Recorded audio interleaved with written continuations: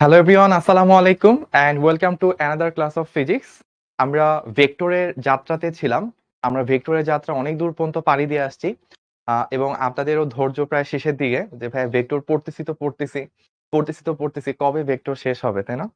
তো আমরা একটা সুখবর জানাতে চাই, সেটা হচ্ছে আজকের ক্লাস এবং আগামীকালকে ইনশাল্লাহ আরেকটা ক্লাস আছে আমাদের ফিজিক্সের, সেটাও ভেক্টরের উপর।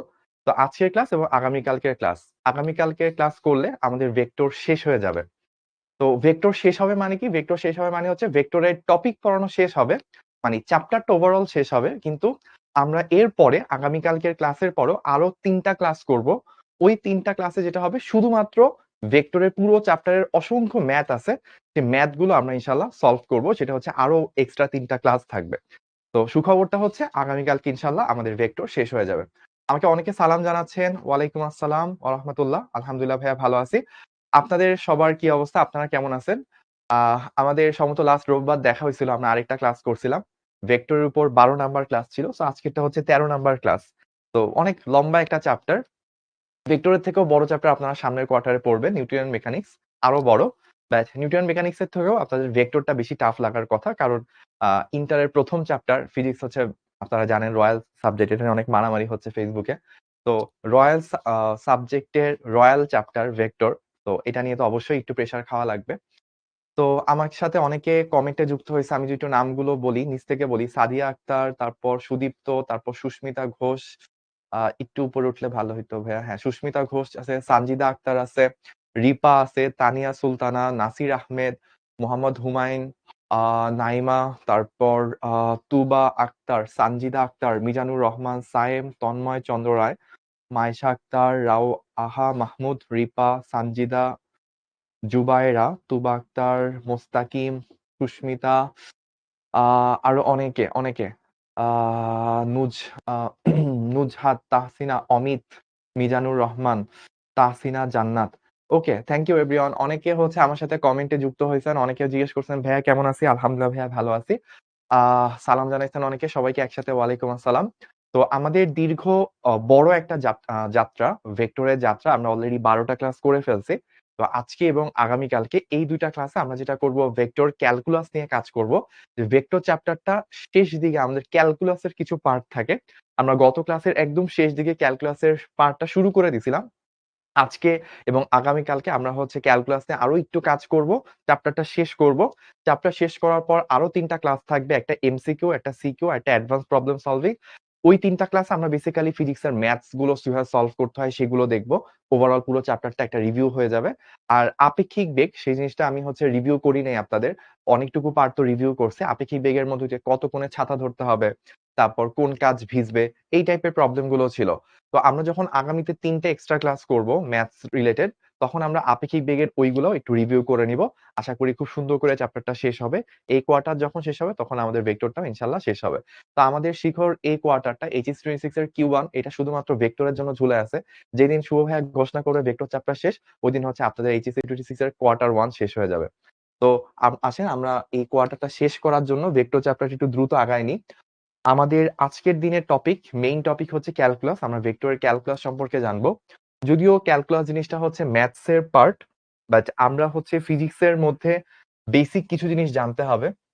তো ম্যাথস এর টিচাররা যখন হচ্ছে ক্যালকুলাস পড়াবে, তখন ওরা একটা রেফারেন্স দিবে যে ফিজিক্সে তো তোমরা ক্যালকুলাস পড়ে আসছোই, তাহলে এখন আর আমরা কি পড়াবো, এরকম হচ্ছে কিছু কথা বলবে। তো ইন দা মিন টাইম ভাইয়া একটু বোর্ডটা সেট করে নি।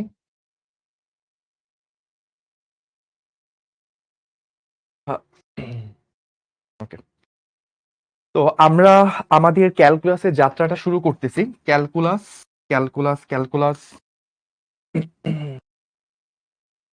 ক্যালকুলাস জিনিসটা ইংলিশে লিখলে সুন্দর লাগে, বিকজ জিনিসটার মধ্যে একটা ভাব গাম্ভীর্য আছে যেটা বাংলার মধ্যে প্রকাশ পায় না, তাই না? তো ক্যালকুলাস জিনিসটা আসলে ২ টা পার্ট থাকে। আমরা গতদিন বলছিলাম যে ক্যালকুলাসের আবিষ্কারক সেটা ২ জনকে ধরা হয়। একজন হচ্ছে নিউটন, আরেকজন হচ্ছে লিবনিজ। তো ২ জন সায়েন্টিস্টকেই একসাথে আবিষ্কারক বলা হয়। But as a student of science আমি হচ্ছে লিবনিজকে প্রেফার করি, বিকজ নিউটন তখনের সময় রয়্যাল সোসাইটির প্রেসিডেন্ট ছিলেন। তো যে কেউ যেকোনো জিনিস আনতো উনি সেটা নিজের নামে চালায় দেওয়ার একটা টেন্ডেন্সি ছিল, অনেকে এটা গেস করে। তো লিবনিজ এই ক্ষেত্রে হচ্ছে পিওর ডিসকভারার অফ ক্যালকুলাস।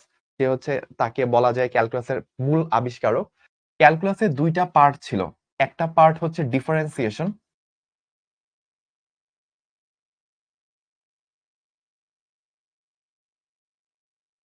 আর আরেকটা পার্ট আছে সেটা হচ্ছে ইন্টিগ্রেশন।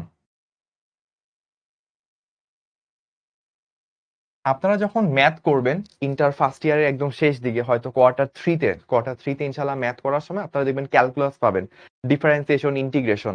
তো ওই জিনিসটা পড়ানোর জন্য আপনাদের ম্যাথসের ভাইয়ারা, পঞ্চ ভাইয়া বলতে এনাম ভাই থেকে শুরু করে ইকবাল দাদু, তারপর নাইম চাচু, তারপর হচ্ছে ইমন ভাইয়া, তারপর হচ্ছে সৌরভ ভাইয়া, হ্যাঁ? আপনাদের সব ৫ জন মিলে হচ্ছে ক্যালকুলাস যা পড়াবে, ১ মাস ধরে যা পড়াবে সেটা হচ্ছে ফিজিক্সের টিচারকে কি করতে হবে? ১-২ ক্লাসের মধ্যে করতে হবে। তো এবার বুঝে নেন কেন হচ্ছে ফিজিক্স রয়্যাল সাবজেক্ট। তো আমরা ক্যালকুলাসের আসলে কতটুকু পড়বো বা কি পড়বো বা ক্যালকুলাস আমাদের কেন লাগবে সেটা ১ম এ বুঝতে হবে। তো ফিজিক্সের মধ্যে আপনি অনেক সময় বেগ বের করেন। ফিজিক্সের মধ্যে আপনি অনেক সময় হচ্ছে ত্বরণ বের করতে হয়। অনেক সময় সরণ বের করতে হয়। তো বেগ, ত্বরণ, সরণ এগুলা এমন কিছু রাশি যেগুলো তাৎক্ষণিক পরিবর্তন হইতে পারে। মানে সবসময় যে একটা বস্তুর বেগ একই থাকবে তা তো নাও হইতে পারে। বেগটা মুহূর্তে চেঞ্জ হইতে পারে। বা আপনার ত্বরণও যেকোনো সময় যেকোনোভাবে চেঞ্জ হইতে পারে। সরণ তো আপনি অনেকগুলো বেগের সমষ্টি থেকে আপনি সরণ পান। তো বেগ, ত্বরণ, সরণ এই যে রাশিগুলো আছে এগুলো হচ্ছে পরিবর্তনশীল রাশি। তো পরিবর্তনশীল রাশির ক্ষুদ্রাতিক্ষুদ্র পরিবর্তন সেটাও যদি আমাকে বের করতে হয় বা আমার যদি অনেকটুকু সমষ্টি দরকার হয়, সেই সমষ্টি যদি একদম অ্যাকুরেটলি বের করতে দরকার হয়, তাহলে নরমাল ম্যাথমেটিক্স দিয়ে আমি সেটা বের করতে পারব না। কারণ এত পরিবর্তন আমি সবগুলাকে সাম করলে 100% অ্যাকুরেসি পাবো না। ক্যালকুলাস হচ্ছে এমন একটা মেথড, ম্যাথমেটিক্স এর এমন একটা টুল, যেই টুলের সাহায্যে কি করা যায়? ক্ষুদ্রাতিক্ষুদ্র পরিবর্তন একদম সূক্ষ্মভাবে উইথ 100% অ্যাকুরেসি বের করা সম্ভব। বা আপনি যদি অনেকগুলো রাশির পরিবর্তনকে যোগ করে টোটাল একটা ভ্যালু, টোটাল একটা অ্যান্সার নিয়ে আসতে চান, এই অ্যান্সারটাও আপনি নরমাল ম্যাথমেটিক্স ইউজ করলে প্রপারলি 100% অ্যাকুরেসির সাথে বের করতে পারবেন না। বাট ইন্টিগ্রেশনের সাহায্যে আপনি সবগুলোকে সাম করে টোটাল সমষ্টিটা খুব ইজিলি বের করে নিয়ে আসতে পারবেন।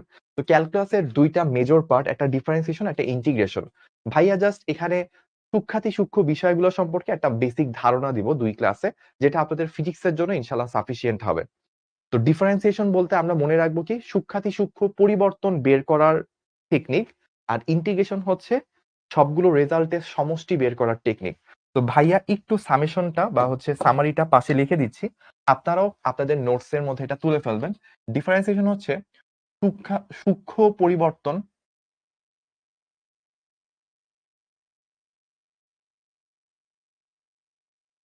অ্যাকুরেটলি,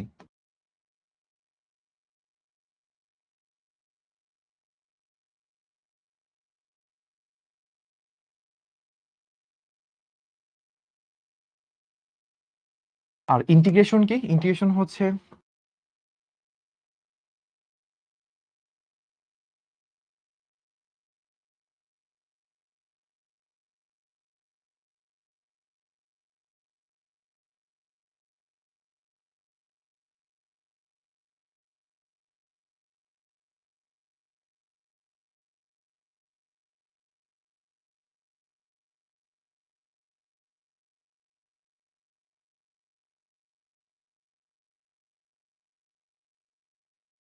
তো এই ২ টা লাইন আমরা হচ্ছে খুব ভালো করে মাথায় রাখবো।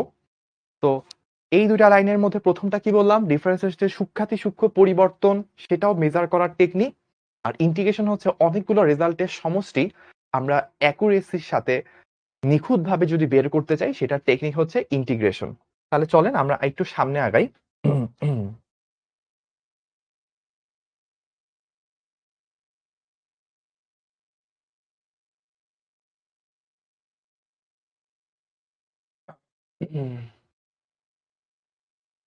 তো আমরা যেখানে ছিলাম, ১ম এ আমরা কাজ করব হচ্ছে ডিফারেন্সিয়েশন নিয়ে। যে ডিফারেন্সিয়েশনটা ব্যাপারটা কি বোঝায়?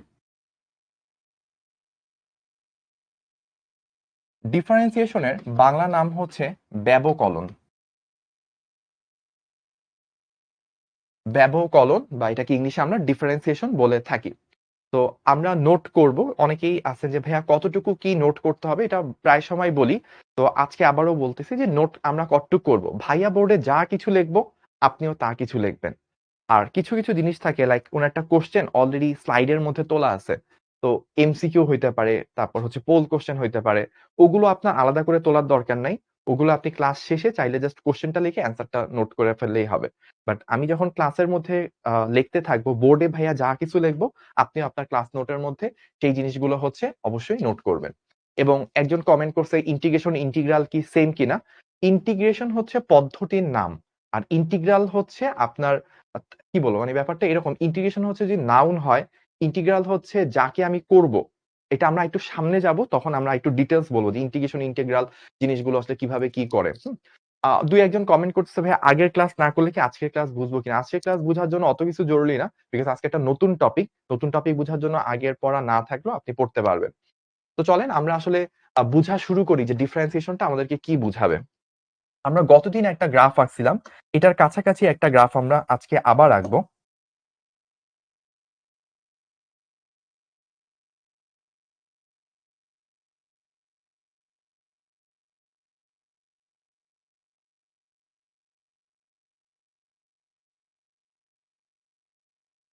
তো এইটা একটা গ্রাফ।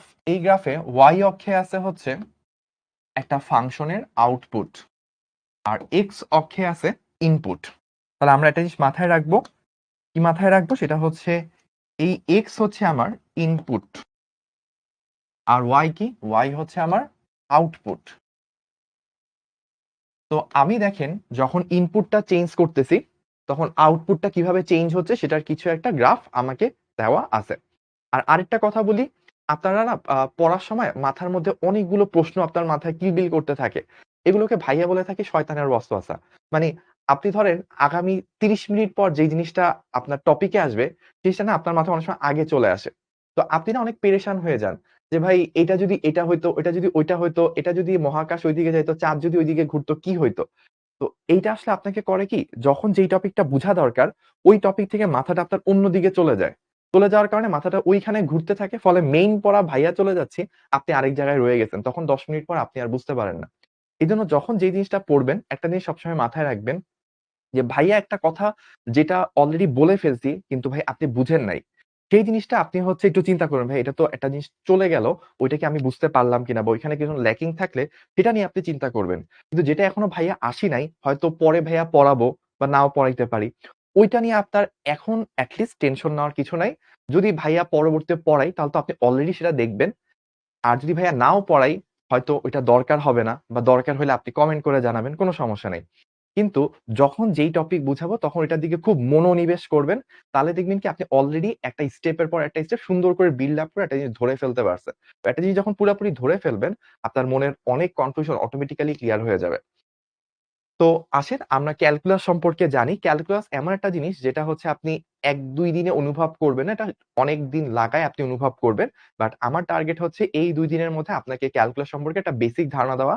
আগামীকালকের ক্লাসের শেষে আপনি মোটামুটি একটা ফিল নিতে পারবেন যে ক্যালকুলাস আসলে কি। তো এই ২ দিন আমরা ক্যালকুলাস কি এটা নিয়ে টেনশন করব না। ভাইয়া কি বলতেছি, ভাইয়ার মেসেজ গুলা যেন নিতে পারি সেটা হচ্ছে ফোকাস করব। তো আমি একটা গ্রাফ আঁকলাম। গ্রাফের মধ্যে এক্স অক্ষে আছে ইনপুট, ওয়াই অক্ষে আছে আউটপুট। তো ইনপুট যখন চেঞ্জ হচ্ছে, দেখেন ইনপুটটা ১ম এ কোথায় ছিল? ইনপুটটা ছিল এই জায়গায়। আপনি এইরকম কিছু একটা ইনপুট দিছিলেন। আউটপুট হচ্ছে এরকম কিছু একটা আউটপুট পাইছেন। তারপর দেখেন ইনপুট যত ডানে যাব, গ্রাফটা ডানে যাওয়া মানে কি ইনপুট বাড়তেছে। আর উপরে ওঠা মানে কি আউটপুট বাড়তেছে। তো আমি যদি একটু চিন্তা করি এই জায়গা থেকে এই জায়গার মধ্যে, এইরকম একটা জিনিস গতকালকের ক্লাসেও আমরা দেখছিলাম, বাট আজকে আমরা একটু ডিটেইলস এ দেখব। ধরেন আমি একটু এইভাবে বলি সেটাই বেটার হয়।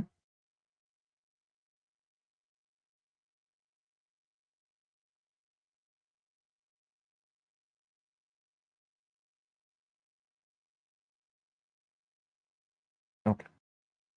তো দেখেন আমাদের ইনপুট যখন এইটুকু চেঞ্জ হয়, এটা হচ্ছে একটা ডেল এক্স আপনার ইনপুটের পরিবর্তন। চলেন তো দেখি আউটপুটের পরিবর্তনটা কতটুকু হয়েছে, আউটপুট কতটুকু চেঞ্জ হয়েছে। অন্য একটা কালার নিই তাহলে বেটার বোঝা যাবে।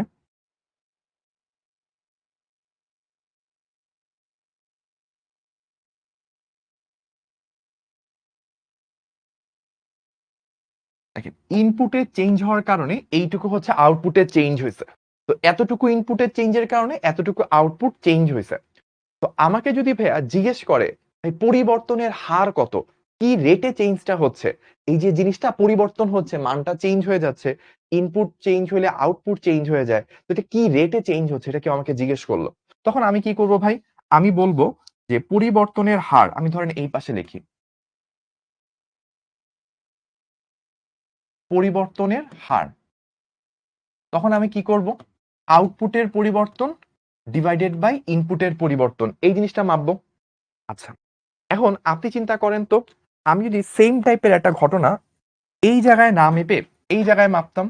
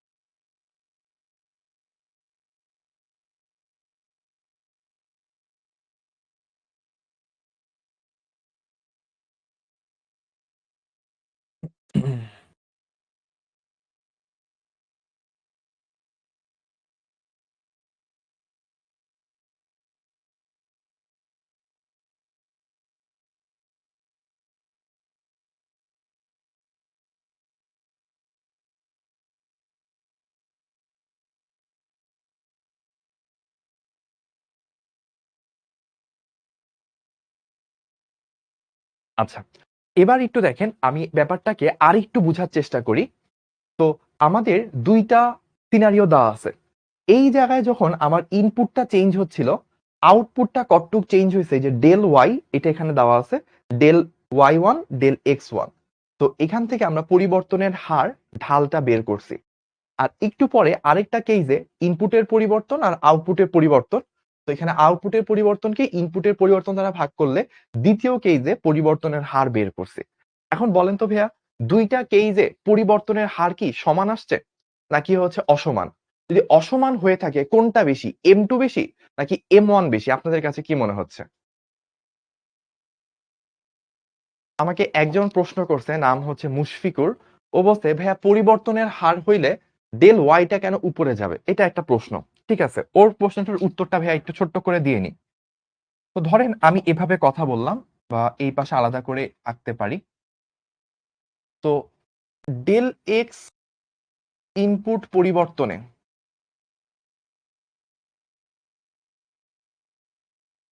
আউটপুট পরিবর্তন হয়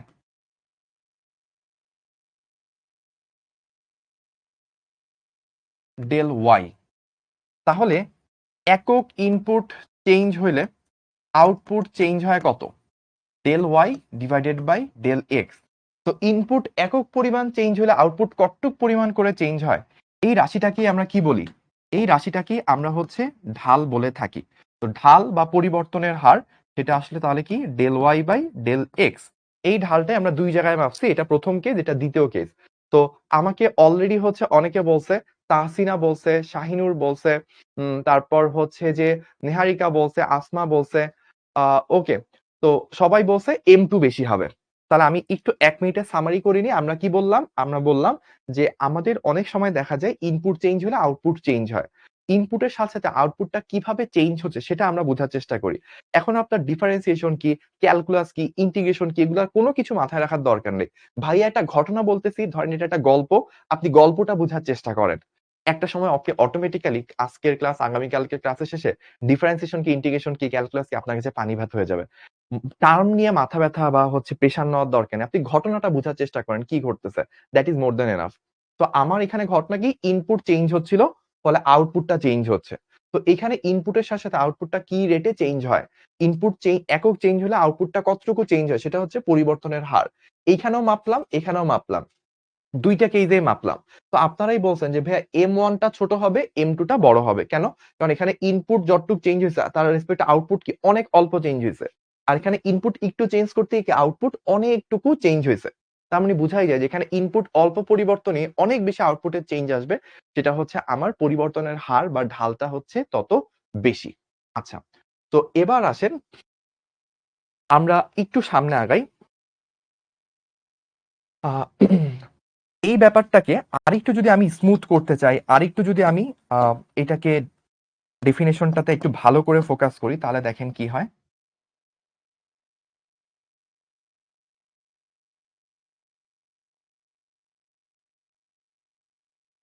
আগের গ্রাফটাই ধরেন আরেকবার আঁকলাম, ঠিক আছে? তো এখন আমরা যদি একটু বলি,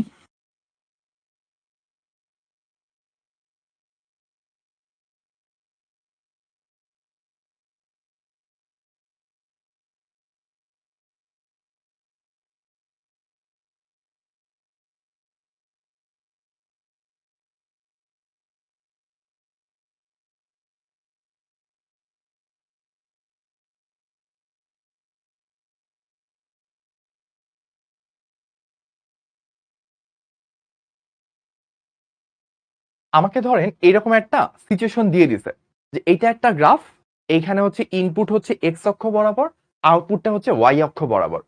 এখন আমাকে বলছে যে পি বিন্দুতে পরিবর্তনের হার বের করতে। কি বলছে ভাইয়া?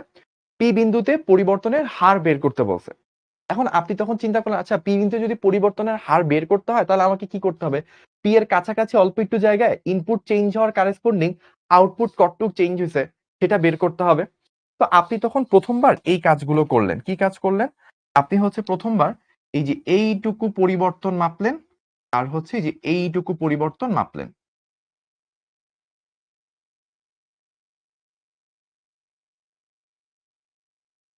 তো এইটুকু আপনি মাপলেন, ধরলাম ডেল ওয়াই, এইটুকু হচ্ছে মাপলেন ডেল এক্স, ঠিক আছে?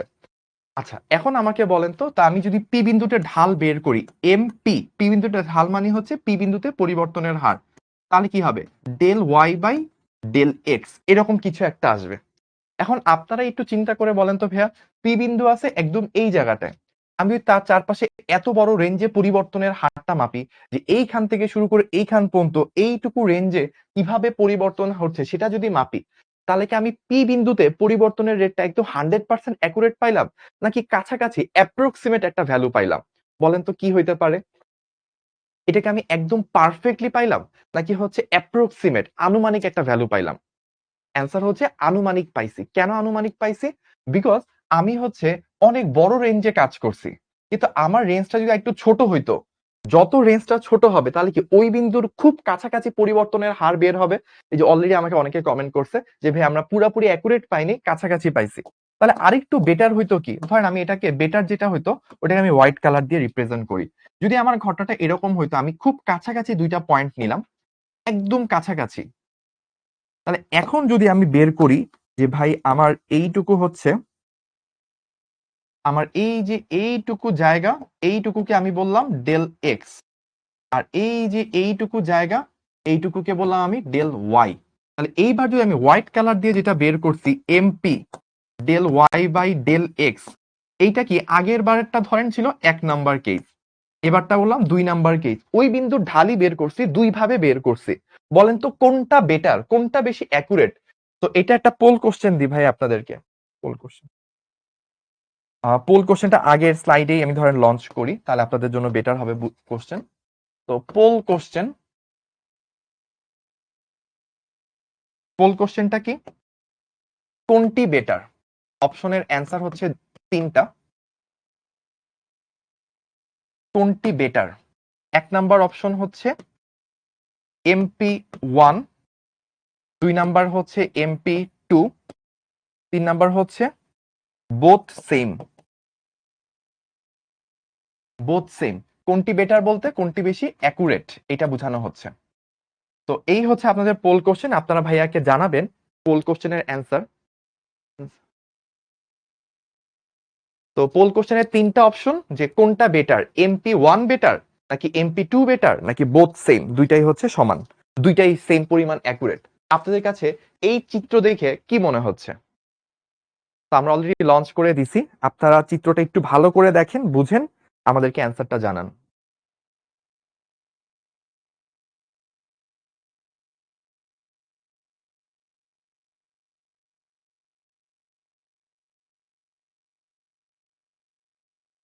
আমরা কি পোল কোশ্চেনের সময় এই ব্যাকগ্রাউন্ডটা দেখতে পাই, নাকি হচ্ছে শুধু দুইটাই থাকে, মানে এক পাশ দিয়ে পোলের একটা অপশন থাকে?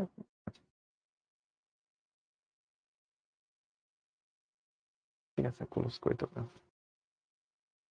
ওকে, আমাদের সাথে পার্টিসিপেট করছে হচ্ছে 61% মানুষ পার্টিসিপেট করছেন, মানে 39% মানুষ ঘুমে আছেন, এটা বোঝা গেছে। তো এর মধ্যে হচ্ছে 42 মানে 61 এর মধ্যে 42% হচ্ছে কারেক্ট অ্যান্সার দিছেন। গ্রেট। 214 জন মানুষ রাইট অ্যান্সার দিতে পারছেন যে ভাইয়া 2 নাম্বারটা বেশি অ্যাকুরেট। তাহলে এইখান থেকে আমি আপনাদেরকে আচ্ছা আমি একটু যদি লিডার বোর্ডের নামগুলো বলি ভাইয়া অনেকদিন ধরে পোল কোশ্চেন অ্যাটেম্প্ট নিই নাই।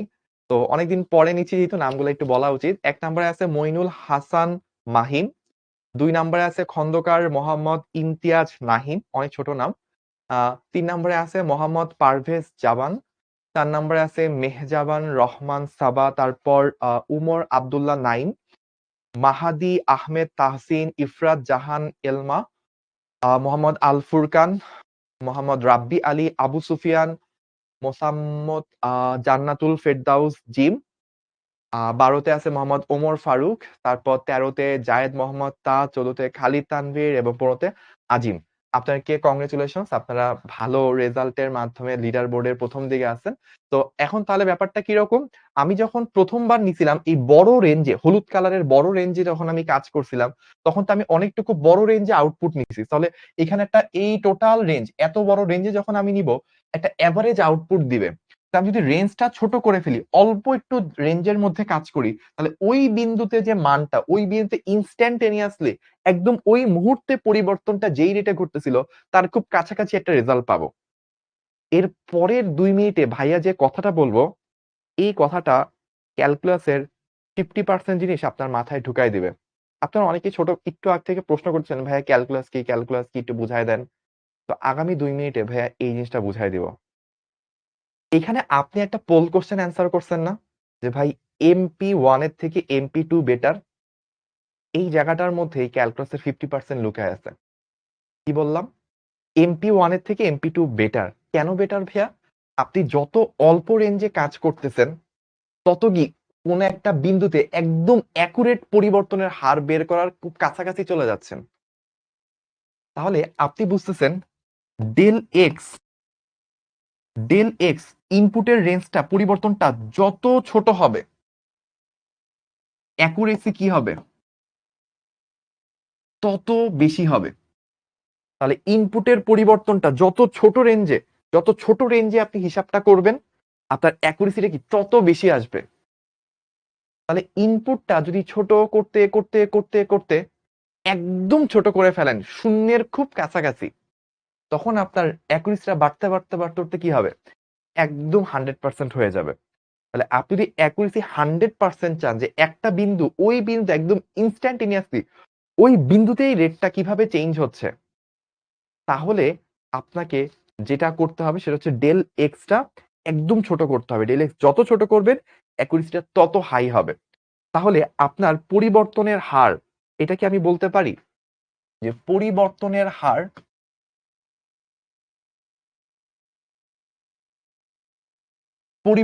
হার এটাকে আমরা কি বললাম? এটাকে আমরা এম বললাম, তাই না?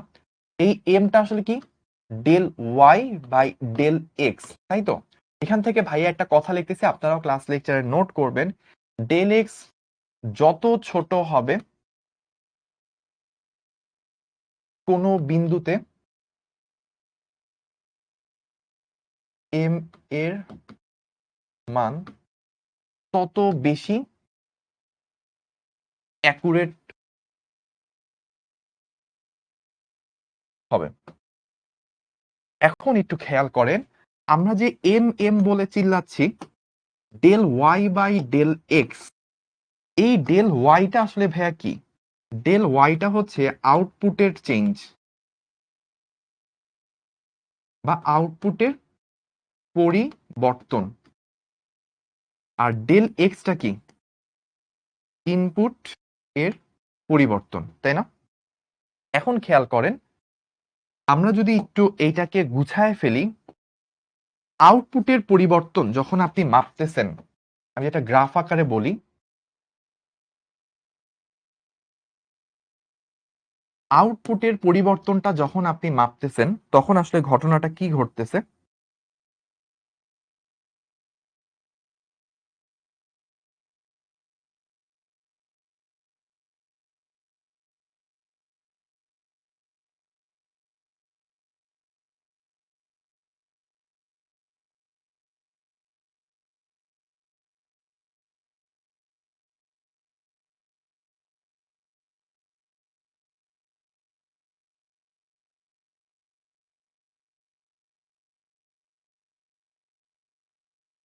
আচ্ছা, তাহলে এই জায়গায় আমরা একটু খেয়াল করি। তো এই যে এইটুকু একটা মান,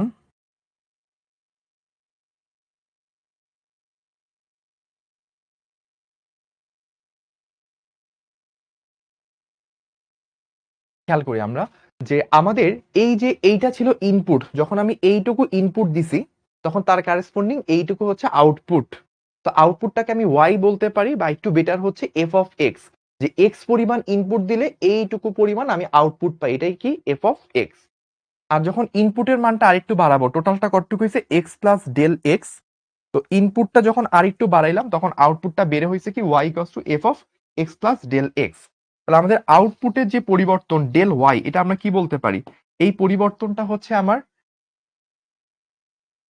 F of x plus del x minus f of x. এটা হচ্ছে আমার আউটপুটের পরিবর্তন। ডেল ওয়াই কতটুক ছিল, ডেল ওয়াই ছিল হচ্ছে আপনার এই যে এইটুকু, এইটুকু ছিল হচ্ছে আপনার ডেল ওয়াই। ডেল ওয়াই কি, তাহলে যে এই টোটালটা থেকে এই টোটালটা বাদ দিলে আপনি ডেল ওয়াই কতটুক সেটা পেয়ে যাবেন। আর নিচে তো ডেল এক্স কতটুক সেটা তো আছেই। আচ্ছা, তাহলে আমি যে পরিবর্তনের হারটা বের করতেছি, সেই পরিবর্তনের হারটা del Y by del x. তো ডেল ওয়াইটা কত, f of x plus del x, মানে এই যে এইটুকু থেকে এফ অফ এক্স এটা বাদ দিলে আমি হচ্ছে আউটপুটের পরিবর্তন পাচ্ছি, নিচে হচ্ছে আমার ইনপুটের পরিবর্তন। তো আপনি যদি হাইয়েস্ট অ্যাকুরেসি চান কোন একটা বিন্দুতে, লাইক আপনি যে এই বিন্দুতে আপনি হচ্ছে চান পি বিন্দু, পি বিন্দুতে আপনি ঢালটা যদি বের করতে চান, একদম অ্যাকুরেসি সবচেয়ে বেশি হবে কখন, যখন ডেল এক্সটা শূন্যের খুব কাছাকাছি হবে। তো শূন্যের যদি খুব কাছাকাছি হয়, শূন্যের যদি খুব কাছাকাছি হয় তাহলে এই মানটা 100% অ্যাকুরেসি পাবে। এই অ্যাকুরেসিটা পাওয়ার ব্যাপারটা বোঝানোর জন্য আমরা একটা কাজ করে থাকি। কি কাজ করি, এই জিনিসটা আগামী 1 মিনিট একটু ভালো করে খেয়াল করতে হবে, যে লিমিট, আমরা একটা কন্ডিশন দিয়ে দিচ্ছি, কি একটা কন্ডিশন দিয়েছি, একটা লিমিট দিয়ে দিচ্ছি। লিমিট কি, del x tends to zero. কি বললাম ভাইয়া, limit del x tends to zero. তো এই ব্যাপারটা কি বোঝায় একটু বলি। অনেকে বলছেন ভাইয়া এম মানে কি, তো অনেকে যেটা হয় যে ক্লাস ধরেন শুরু হয়েছে 5টায়, 5টা 20-এ এসে ভাইয়াকে জিজ্ঞেস করেন ভাইয়া আমি 20 মিনিট পরে আসছি, আমাকে একটু আরেকবার বুঝান। আমি দেখছি এরকম কমেন্ট প্রায় 15-20টা আছে। আবার অনেকে আছে ধরেন 5টা 25-এ জয়েন হয়ে জিজ্ঞেস করছেন ভাইয়া এম মানে কি। তো এটা ভাইয়া করিয়েন না। আপনি যদি পরবর্তীতে ক্লাসে অনেকটুকু পরে এসে জয়েন করেন, আপনার প্রতি রিকোয়েস্ট থাকবে ভাইয়া আপনি এই ক্লাস লাইভ না করে আপনি হচ্ছে রেকর্ড দেখেন। কারণ ক্লাসের ১ম ২০ মিনিট যদি আপনি মিস করে ফেলেন তাহলে এরপর থেকে সেটা আপনি আর কিছু বুঝবেন না। বা আপনি আগের কয়েকটা ক্লাস করেননি। আজকে না হয় একটা নতুন টপিক, আগে ২-৩টা ক্লাস না করলেও ১ম থেকে যারা আজকে ক্লাস করে আজকে বুঝতে পারবে। অন্য কোনো আ সিচুয়েশন এ আপনি যদি একটা চ্যাপ্টারের ৭ম ক্লাস করেন, আগে ১ থেকে ৬ নাম্বার ক্লাস করে আসবেন। না করে আপনি যদি ডিরেক্টলি ৭ নাম্বার ক্লাসে জয়েন করেন, আপনি এটা কিন্তু বুঝবেন না। ওকে, তাহলে আমরা যেই জায়গায় ছিলাম, এম কি? এম হচ্ছে ঢাল, বা এটাকে বলতে পারি হচ্ছে পরিবর্তনের হার। এম হচ্ছে ঢাল বা পরিবর্তনের হার। আর limit, limit del x tends to zero, এটাকে কিভাবে বলা হয়? এই কথাটাকে বলা হয় del x tends to zero, বা বাংলায় যদি বলি ডেল এক্স শূন্যের খুব কাছাকাছি। তো ডেল এক্স শূন্যের খুব কাছাকাছি, শূন্যের সব থেকে কাছাকাছি বড় সংখ্যা যেটা আছে, মানে শূন্য থেকে বড় সব থেকে ছোট যে সংখ্যাটা আছে, সেই সংখ্যাটাকেই বলা হয় হচ্ছে ডিএক্স। সেই ব্যাপারটাতে আমরা একটু পর আসবো, আপাতত আমরা পরিচিতিগুলো দেখলাম। তাহলে আমরা কোন জায়গায় ছিলাম, ঢালের ব্যাপারে ছিলাম, পরিবর্তনের হার বের করতে যাচ্ছি। তো ডেল এক্সটা যত ছোট হবে তত হচ্ছে আমি অ্যাকুরেসি পাবো।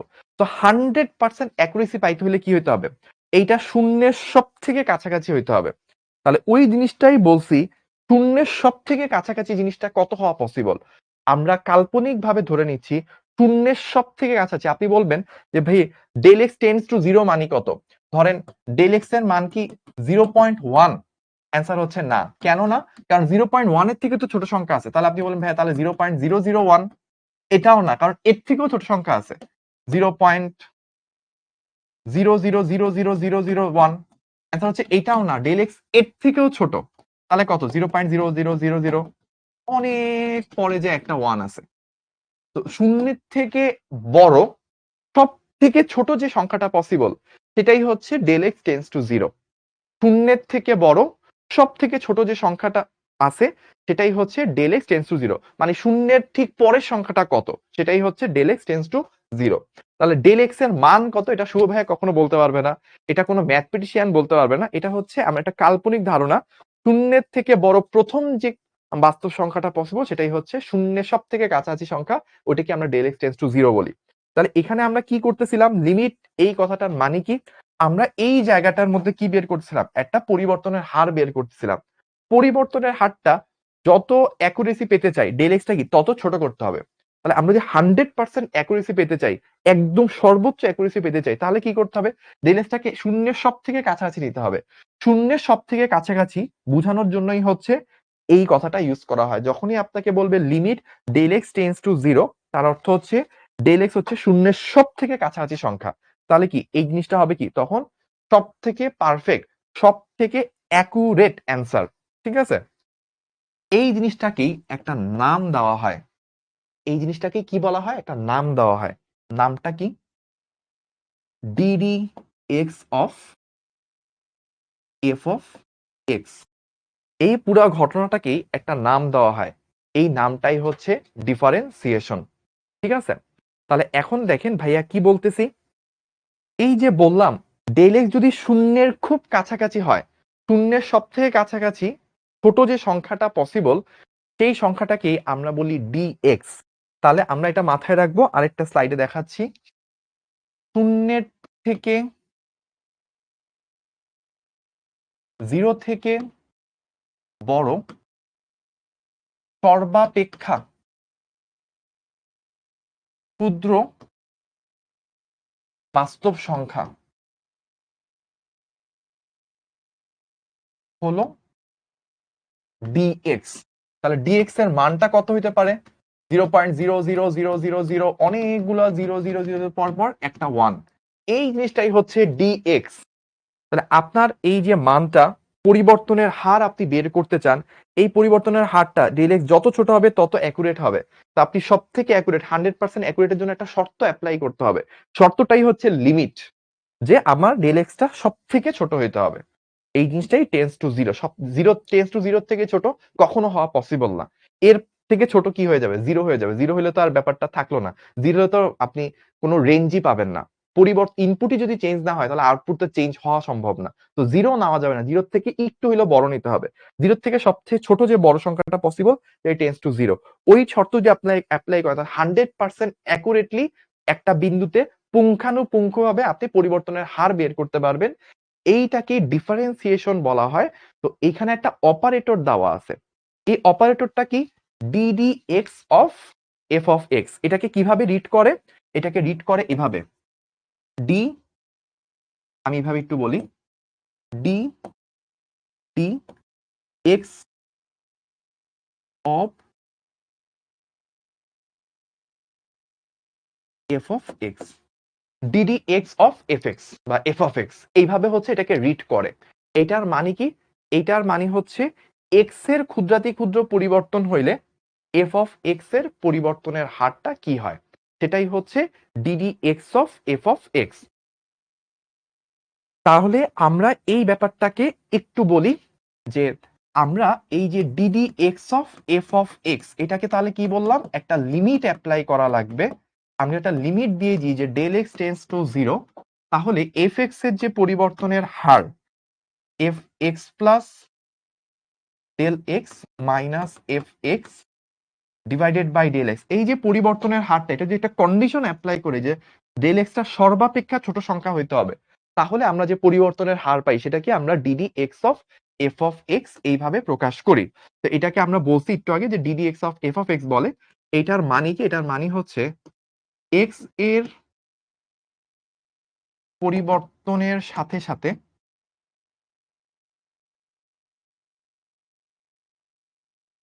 এফ অফ এক্স এর পরিবর্তনের হার। তো এটার মিনিং কি, মিনিংটাও ভাইয়া লিখে দিলাম। DD x of F of x, এটার মানে কি এক্স এর পরিবর্তনের সাথে সাথে এফ অফ এক্স এর পরিবর্তনের হার। আর ব্র্যাকেটে ছোট্ট একটা কথা লিখে রাখবেন, 100% অ্যাকুরেসি। পরিবর্তনের হার তো সবাই বের করতে পারে, বাট 100% অ্যাকুরেসির সাথে বের করার যে ব্যাপারটা, সেটাই আসলে কি ডিফারেন্সিয়েশন।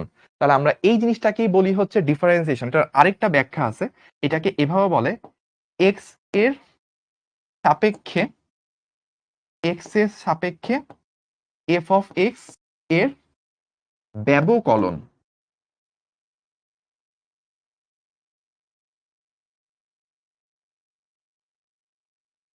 এক্স এর সাপেক্ষে এফ অফ এক্স এর ব্যবকলন বা এফ অফ এক্স এর ডিফারেন্সিয়েশন, এইটার অপারেটরটাই হচ্ছে এই জিনিসটা। ঠিক আছে, তাহলে চলেন আমরা পুরা ব্যাপারটা যা যা শিখে আসছি সোফার আমরা একটু রিভিউ করি, তাহলে পুরা ব্যাপারটা আমাদের একসাথে মাথায় চলে আসবে।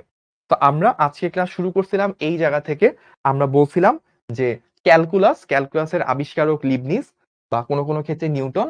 এটা দুইটা পার্ট আছে ডিফারেন্সিয়েশন। আমাদের ফিজিক্সের ক্ষেত্রে ডিফারেন্সিয়েশনটা বেশি কাজে লাগবে, ইন্টিগ্রেশন খুব একটা আমাদের লাগবে না, ম্যাথসে গেলে বেশি লাগবে, বা আপনারা যখন আরো পরের চ্যাপ্টার গুলোতে যাবেন তখন হয়তো হালকা পাতলা কাজে লাগবে। তো সূক্ষ্ম পরিবর্তন অ্যাকুরেটলি মাপার যে টেকনিক সেটা হচ্ছে ডিফারেন্সিয়েশন, আর অনেকগুলো রেজাল্টকে একত্রে পারফেক্টলি অ্যাকুরেসির সাথে বের করা যে টেকনিক সেটা হচ্ছে ইন্টিগ্রেশন। ক্যাল আচ্ছা, তো আমি একটু আপনাদেরকে পড়ার মাঝে ইন্টারাপ্ট করি, সেটা হচ্ছে আপনারা যেহেতু নতুন একদম, আমাদের অনেকেই আছে শিখর সাথে একদম প্রথম জয়েন হয়েছেন, কোয়ার্টার ওয়ানে যেহেতু আছেন, তো আপনারা একটা কাজ অনেক সময় করেন যে ভাই একই কমেন্ট অনেকবার করেন। তো একই কমেন্টটা ভাইয়াদের পক্ষ থেকে রিকোয়েস্ট থাকবে আপনি অনেকবার করবেন না। কারণ ধরেন আপনি হয়তো বারবার করে যাচ্ছেন। আমাদের এই ক্লাসে মনে হয় এখন ভাই লাইভে কানেক্ট আছে কতজন, অলমোস্ট প্রায় 500-র কাছাকাছি, আনুমানিক 500-র মতো আমাদের কানেক্ট আছে, কমবে বাড়বে স্বাভাবিক।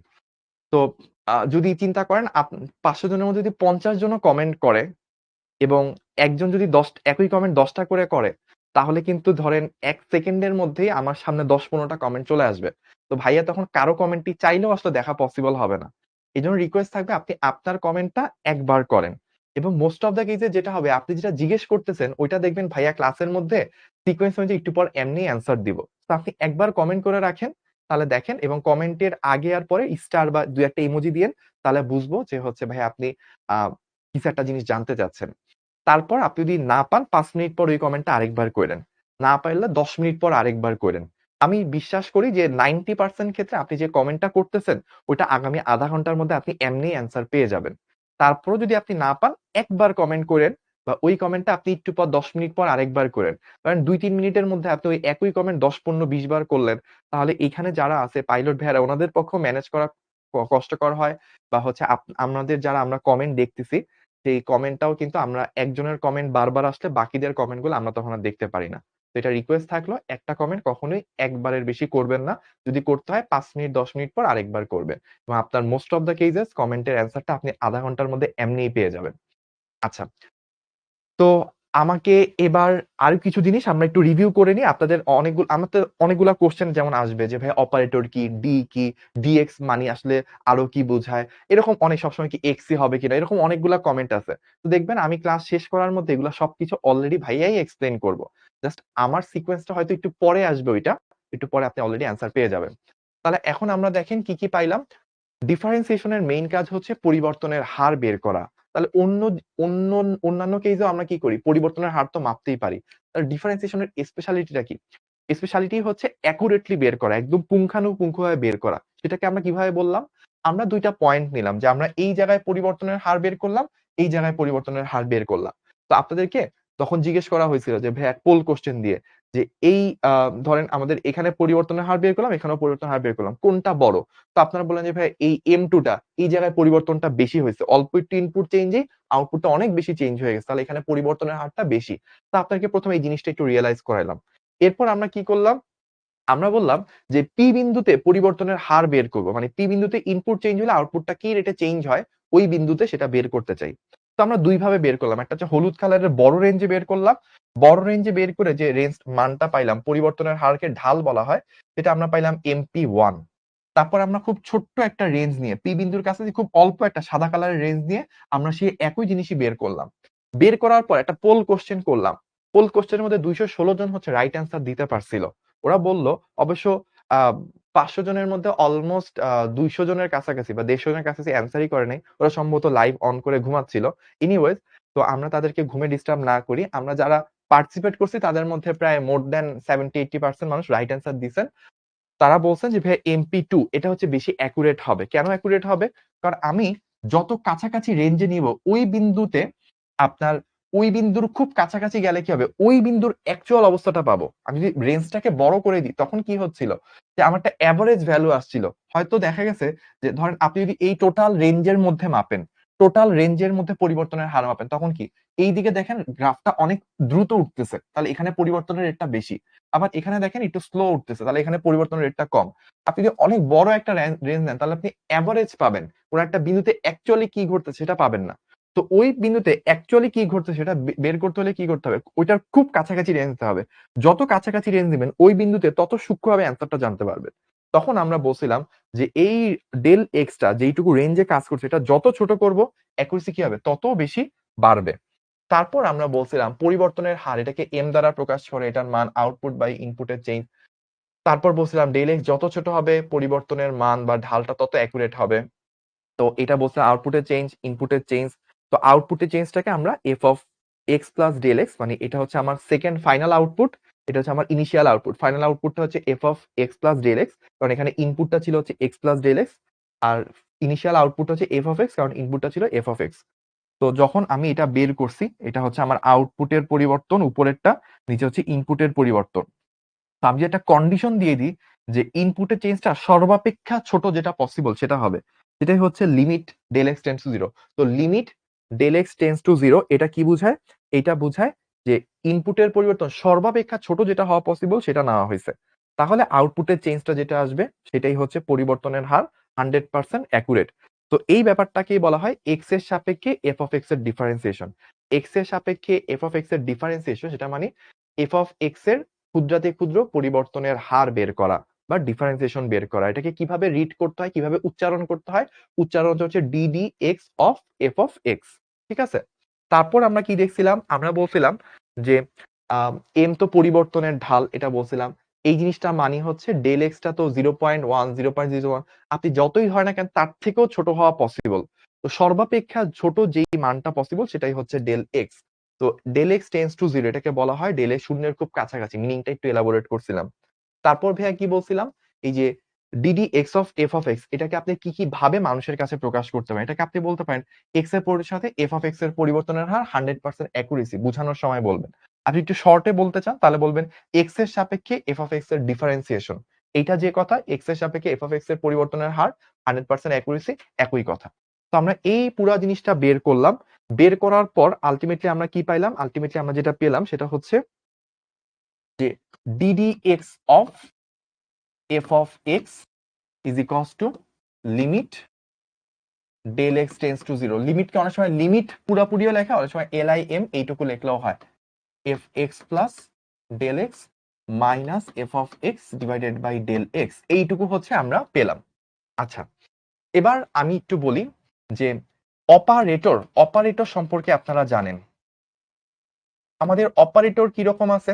ধরেন সাইন একটা অপারেটর, তারপর ধরেন হচ্ছে স্কোয়ার একটা অপারেটর, তারপর হচ্ছে ধরেন রুট একটা অপারেটর। এই ধরনের অসংখ্য অপারেটর আমরা জানি, তাই না? তারপর প্লাস একটা অপারেটর, অনেক ধরনের অপারেটর আছে আমাদের দুনিয়াতে।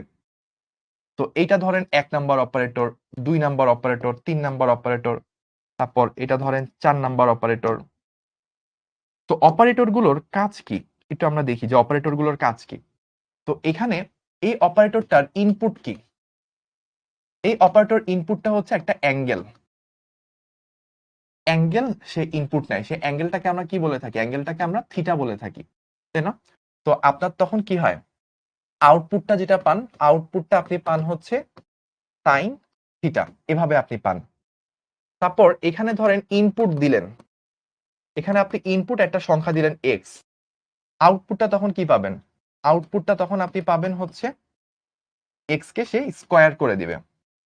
তারপর এইখানে রুটের ভিতর ইনপুট আপনি নিলেন, ধরলাম আপনি ওয়াই নিলেন ইনপুট, ওয়াই কে তো সাধারণত আমরা আউটপুট আকারে বলি, ইনপুট যদি এক্স নেন আপনার আউটপুটটা কি আসবে, আউটপুটটা আসবে রুট এক্স।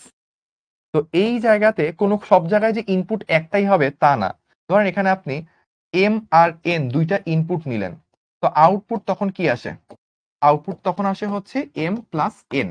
এভাবে অপারেটর কি করে, সে একটা ইনপুট নেয় একটা আউটপুট দেয়। তো অপারেটর মানে কি, অপারেটর মানে আমি বলে থাকি অপারেটর হচ্ছে একটা মেশিন। অপারেটর কি, অপারেটর ইজ আ মেশিন। কিভাবে মেশিন আমরা একটু খেয়াল করি। আমরা একটু পর মাগরিবের আজান দিলে আমরা 6টার দিকে ইনশাল্লাহ নামাজের ব্রেকে যাব। তো আমরা আর 10 মিনিট ক্লাস করে ব্রেক নিচ্ছি ইনশাল্লাহ। তো অপারেটর একটা মেশিন, কিভাবে মেশিন, ধরেন আমি একটা মেশিন আঁকলাম, তো আপনারা একটু গেস করার চেষ্টা করবেন এটা কি মেশিন বা এটা কোন টাইপের মেশিন। তো আমি বললাম এই মেশিনে যদি 2 দেওয়া হয় আউটপুট বের হয় হচ্ছে 4, 2 দিলে আউটপুট আসে 4। আমি বললাম -3 দিলে আউটপুট বের হয় হচ্ছে 9। তারপর আমি বললাম এই মেশিনে আমি যদি 5 ইনপুট দিই তাহলে আউটপুট বের হয় 25।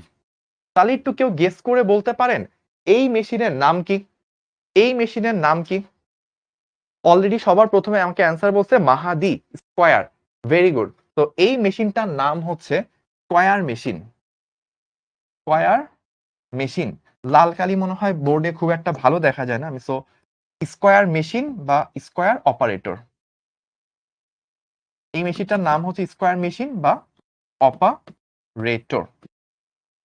তারপর আমি ধরেন আরেকটা মেশিনের নাম বলি, ধরেন এই আরেকটা মেশিন, এই মেশিনে ধরেন আমি এরকম দিলাম ইনপুট দিচ্ছি, ঠিক আছে, আমি ইনপুট দিলাম 30 ডিগ্রি, আউটপুট বের হইল 0.5। তারপর আমি ইনপুট দিলাম 60 ডিগ্রি, আউটপুট বের হইল 0.86। আমি ইনপুট দিলাম 90 ডিগ্রি, আউটপুট বের হইল 1। তাহলে এইটাও একটা মেশিন। কেউ কি বলতে পারেন এই মেশিনের নাম কি? সাইন। অলরেডি সবাই বলে ফেলছে ভাইয়া এই মেশিনটা হচ্ছে সাইন মেশিন। তাহলে এইটা আপনারা অলরেডি বলে ফেলছেন, ভেরি গুড গেস, যেটা হচ্ছে sine machine, sine theta machine.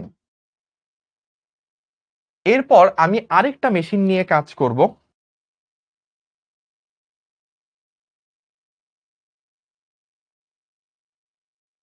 এই মেশিনে আমি একটা জিনিস ইনপুট দিব। এই মেশিনে ইনপুটটা কিরকম দেখেন, 2,5 3,7।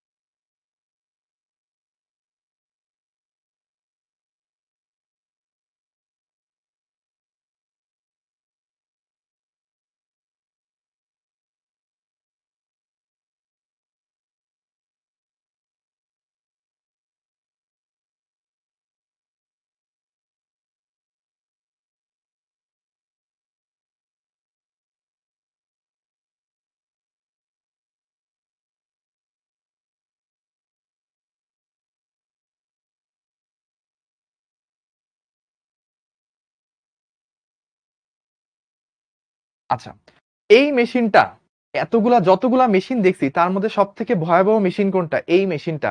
কেউ কি বলতে পারবেন যে এই মেশিনটার নাম কি? এই মেশিনটার নাম কি কেউ বলতে পারবেন? এখানে আমি কি দিছিলাম, 2537, এইটা ইনপুট দিছি, আউটপুট বের হয়েছে 2। 1,4 3,10 ইনপুট দিছি, আউটপুট বের হয়েছে 3। 2,4 3,8 দিছি, আউটপুট বের হয়েছে 4। তাহলে এখানে আসলে দেখেন ও যেটা করছে, দুইটা বিন্দু ইনপুট নিছে। কার্টেশিয়ান স্থানাঙ্ক সিস্টেমে এক্স কমা ওয়াই আছে না, এক্স কমা ওয়াই দুইটা করে ইনপুট নিছে, একটা আউটপুট দিছে। খেয়াল করেন প্রথমে 2,5 3,7, তাহলে আমি যদি del Y by del x বের করি, 5 থেকে 7 গেছে, আউটপুটের পরিবর্তন কি 2। 2 থেকে 3 তে গেছে, আউটপুটের পরিবর্তন কি 1, তাহলে দেখেন আউটপুটটা হচ্ছে 2, পরিবর্তনের হারটা 2 আসছে এখানে দিছে। তারপর দেখেন এই জায়গায় দেখেন 1 থেকে 3 তে গেছে, তাহলে ডেল এক্স কত 2, 4 থেকে 10 এ গেছে, ডেল ওয়াই কত 6, ভাগ করলে 3 আসে। 3টা দেখেন এই যে সাদা কালার 3 দিছে। তারপর হলুদ কালার দেখেন 2 থেকে 3 তে গেছে, তাহলে ইনপুটের পরিবর্তন 1, আউটপুটের পরিবর্তন 4 থেকে 8 এ গেছে, আউটপুট 4, তো ভাগ করলে 4 আসে। তাহলে এই মেশিনটা কি করছে, পরিবর্তনের হার বের করতেছে। তো পরিবর্তনের হার সেটা যদি 100% অ্যাকুরেটলি বের করতে পারে, তাহলে এই পরিবর্তনের হার যে অপারেটর, সেটাকেই আমরা কি বলি, ডিফারেন্সিয়েশন। তো আপনি যখন বলতেছেন ডিডিএক্স, ডিডিএক্স হচ্ছে এই মেশিনটা, তো এই মেশিনটা হচ্ছে ডিডিএক্স অপারেটর। তো এইটাকে যখন আপনি বলছিলেন সাইন অপারেটর, সরি, এইটাকে যখন আপনি বলছেন সাইন অপারেটর, এইটাকে যেমন আপনি বলছেন স্কোয়ার অপারেটর, এই মেশিনটা হচ্ছে ডিডিএক্স অপারেটর। এই মেশিনটা কি করতেছে, আপনার দুইটা ইনপুটের মধ্যে কম্পেয়ার করে ও হচ্ছে আউটপুট দিচ্ছে, এবং আউটপুটটা কি, আউটপুট হচ্ছে পরিবর্তনের হার। তো আমি এখানে আউটপুটের পরিবর্তনটা বের করা খুব ইজি, আমার সংখ্যাগুলা খুব কাছাকাছি বা হচ্ছে খুব সুন্দর নাম্বার আছে, কিন্তু ও যেটা করতে পারে যে কোনো জায়গায় ওকে দেওয়া হোক খুব সূক্ষ্মভাবে একদম পারফেক্টলি বের করতে পারে। এই অপারেটর নামই হচ্ছে ডিডিএক্স। তো এই ডিডিএক্স অপারেটরটা কিরকম, ডিডিএক্স অপারেটরটা হচ্ছে এরকম যে ডিডিএক্স অফ, এখানে যেই জিনিসটা বসবে, এখানে যে বসবে, ধরেন এখানে হচ্ছে কোন একটা ফাংশন বসে, তো ওই ফাংশনটার পরিবর্তনের হারটা সে সূক্ষ্মভাবে বের করতে পারে। এটাই হচ্ছে ডিডিএক্স অপারেটরের কাজ। তাহলে আমি এখানে লিখতে পারি, এখানে যে ফাংশন বসবে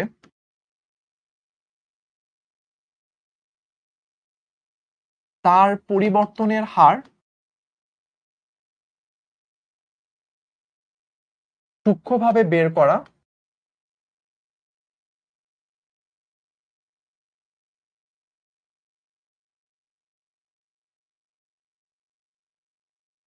হলো ডিডিএক্স অপারেটরের কাজ।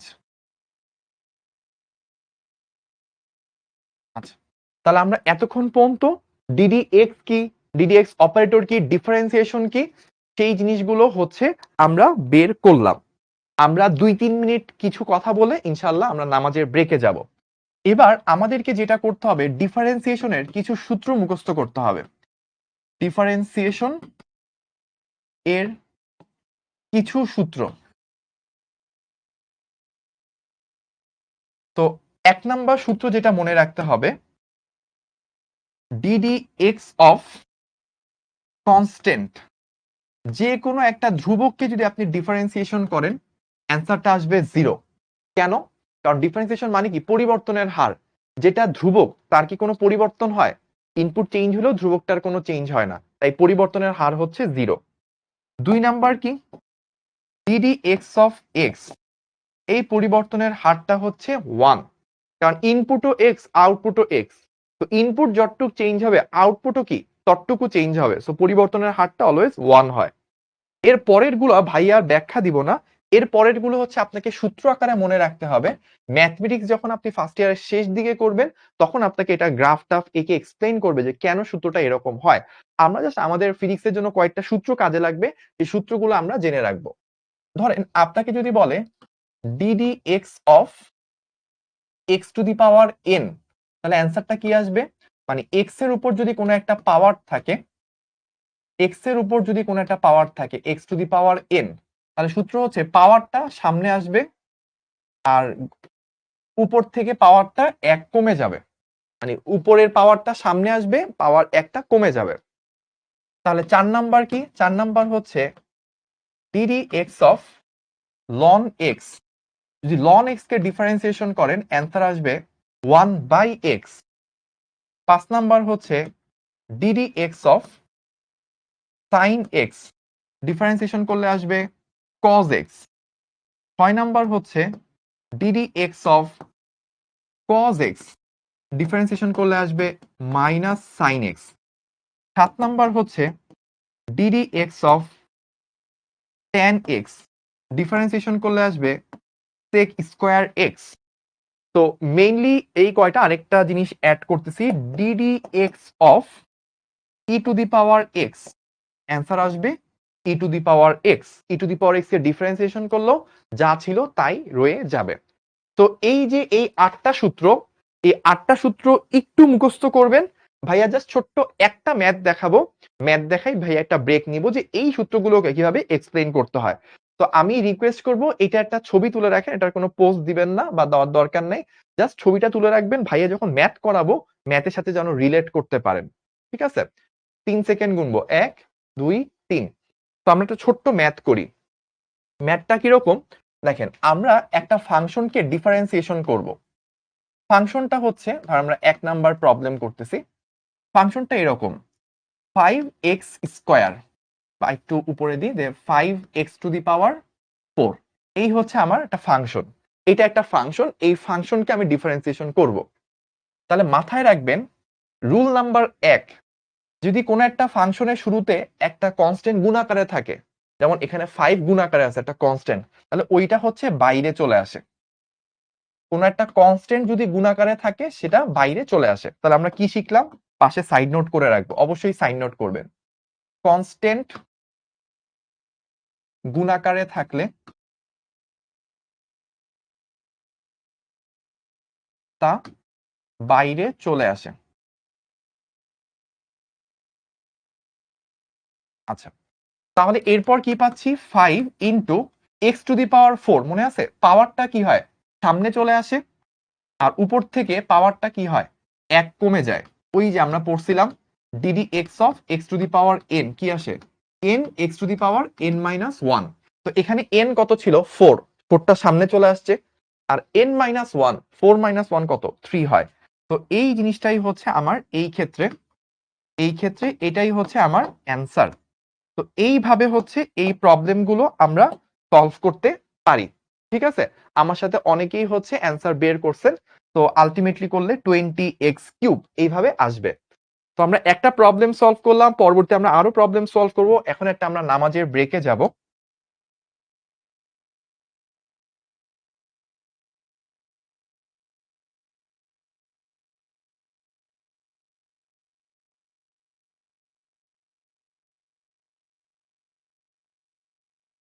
তো আমরা দ্রুত নামাজ পড়ে সবাই আবার ইনশাল্লাহ ক্লাসে জয়েন করব।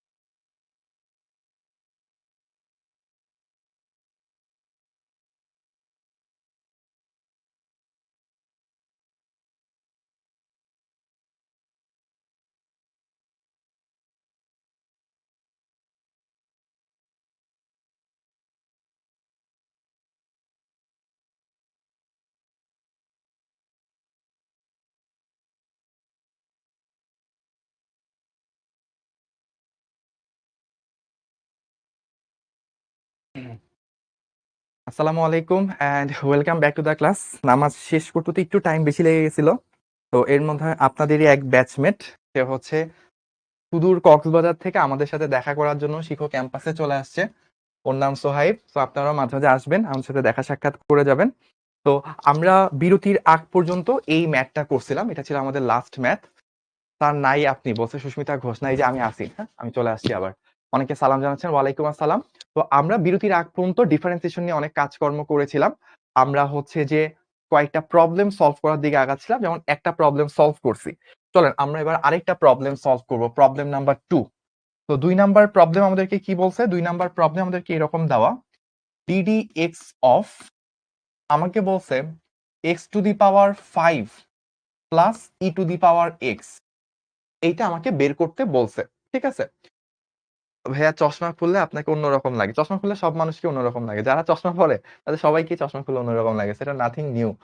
তো চলেন আমরা এবার যখন সলভ করবো, এটা আমরা আরেকটা টেকনিক শিখতেছি, সেটা হচ্ছে d d x of x to the power 5 plus d d x of E to the power x.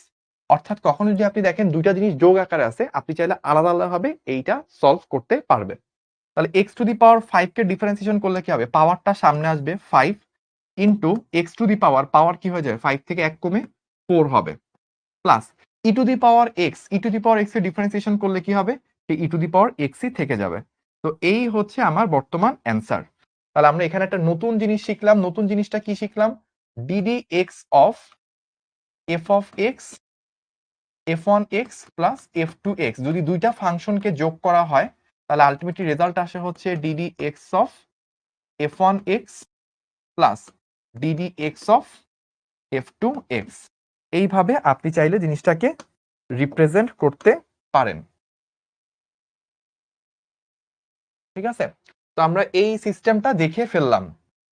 লাস্টে ব্র্যাকেট ক্লোজ করি নাই, ব্র্যাকেট ক্লোজ করেও দিলাম। ওকে, তাহলে এই প্রবলেমটা কার কার ধরা পসিবল হয়েছে, কে কে এই প্রবলেমটা ধরতে পারছি, একটা ইয়েস লিখবো কমেন্টে। কমেন্টে একটা ইয়েস লিখবো। সবাইকে এখনো ব্রেকের পরে এসে পৌঁছাইছে কিনা? দুইটা দুই রকম ব্র্যাকেট, কই জানি শুরু না, যে এখানে শুরু করছিলাম ওখানে। ব্র্যাকেট আপনার ইচ্ছা, মানে এখন তো আর ছোট ক্লাস নাই, এখন আপনি বড় হয়েছেন, এখন আপনি ব্র্যাকেট দিছেন, এটাই তো অনেক বেশি। ঠিক আছে, ইয়েস, অনেকগুলো ইয়েস চলে আসছে। আচ্ছা আলহামদুলিল্লাহ, অল ক্লিয়ার, গুড গুড। ঠিক আছে, তো আপনারা একটু পোস্টস দিয়েও জানান যদি ক্লাসের জিনিসপাতিগুলো বুঝে থাকেন। ক্যালকুলাস, ক্যালকুলাস নরমালি ভেক্টর চ্যাপ্টারের প্রথম দিকে, তো এই সময় আপনার ক্যালকুলাস অত ডিপ বুঝবেন না, বাট ক্যালকুলেশন গুলো বুঝতে পারলেই মোর দ্যান এনাফ। তো আমাদেরকে একটু জানায়েন পোস্ট দিয়ে যে আপনাদের কনসেপ্ট গুলো ক্লিয়ার হচ্ছে কিনা। আমরা পরে আরেকটা প্রবলেমে যাই। প্রবলেমটা হচ্ছে 3 নাম্বার প্রবলেম। 3 নাম্বার প্রবলেম আমাকে কি বলছে? আরেকটা ফাংশন দেওয়া আছে, বলছে ডিডি এক্স অফ, আমাকে এরকম দিছে 5 x to the power 7 minus 3 sine x plus 10। এই জিনিসটাকে আমাকে ডিফারেন্সিয়েশন করতে বলছে।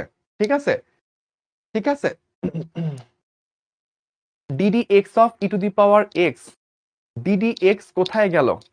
আচ্ছা, আমাকে একজন আগের প্রবলেমটা সম্পর্কে একটা জিনিস জিজ্ঞেস করছে, ভাই DD x of E to the power x, এই ই টু ডিডি এক্সটা কই গেছে? এটা হারাই গেল, তাই না? তো আসলে ডিডি এক্স হচ্ছে একটা অপারেটর। এই অপারেটরটা, এটা হচ্ছে একটা মেশিন। ডিডি এক্স হচ্ছে একটা মেশিন। আপনি ওই মেশিনে যেটাকে ইনপুট দিবেন সেটা কি? এই যে আপনি ই টু দি পাওয়ার এক্স কে হচ্ছে আপনি ইনপুট দিচ্ছেন, আউটপুটে কি ই টু দি পাওয়ার এক্স বের হয়।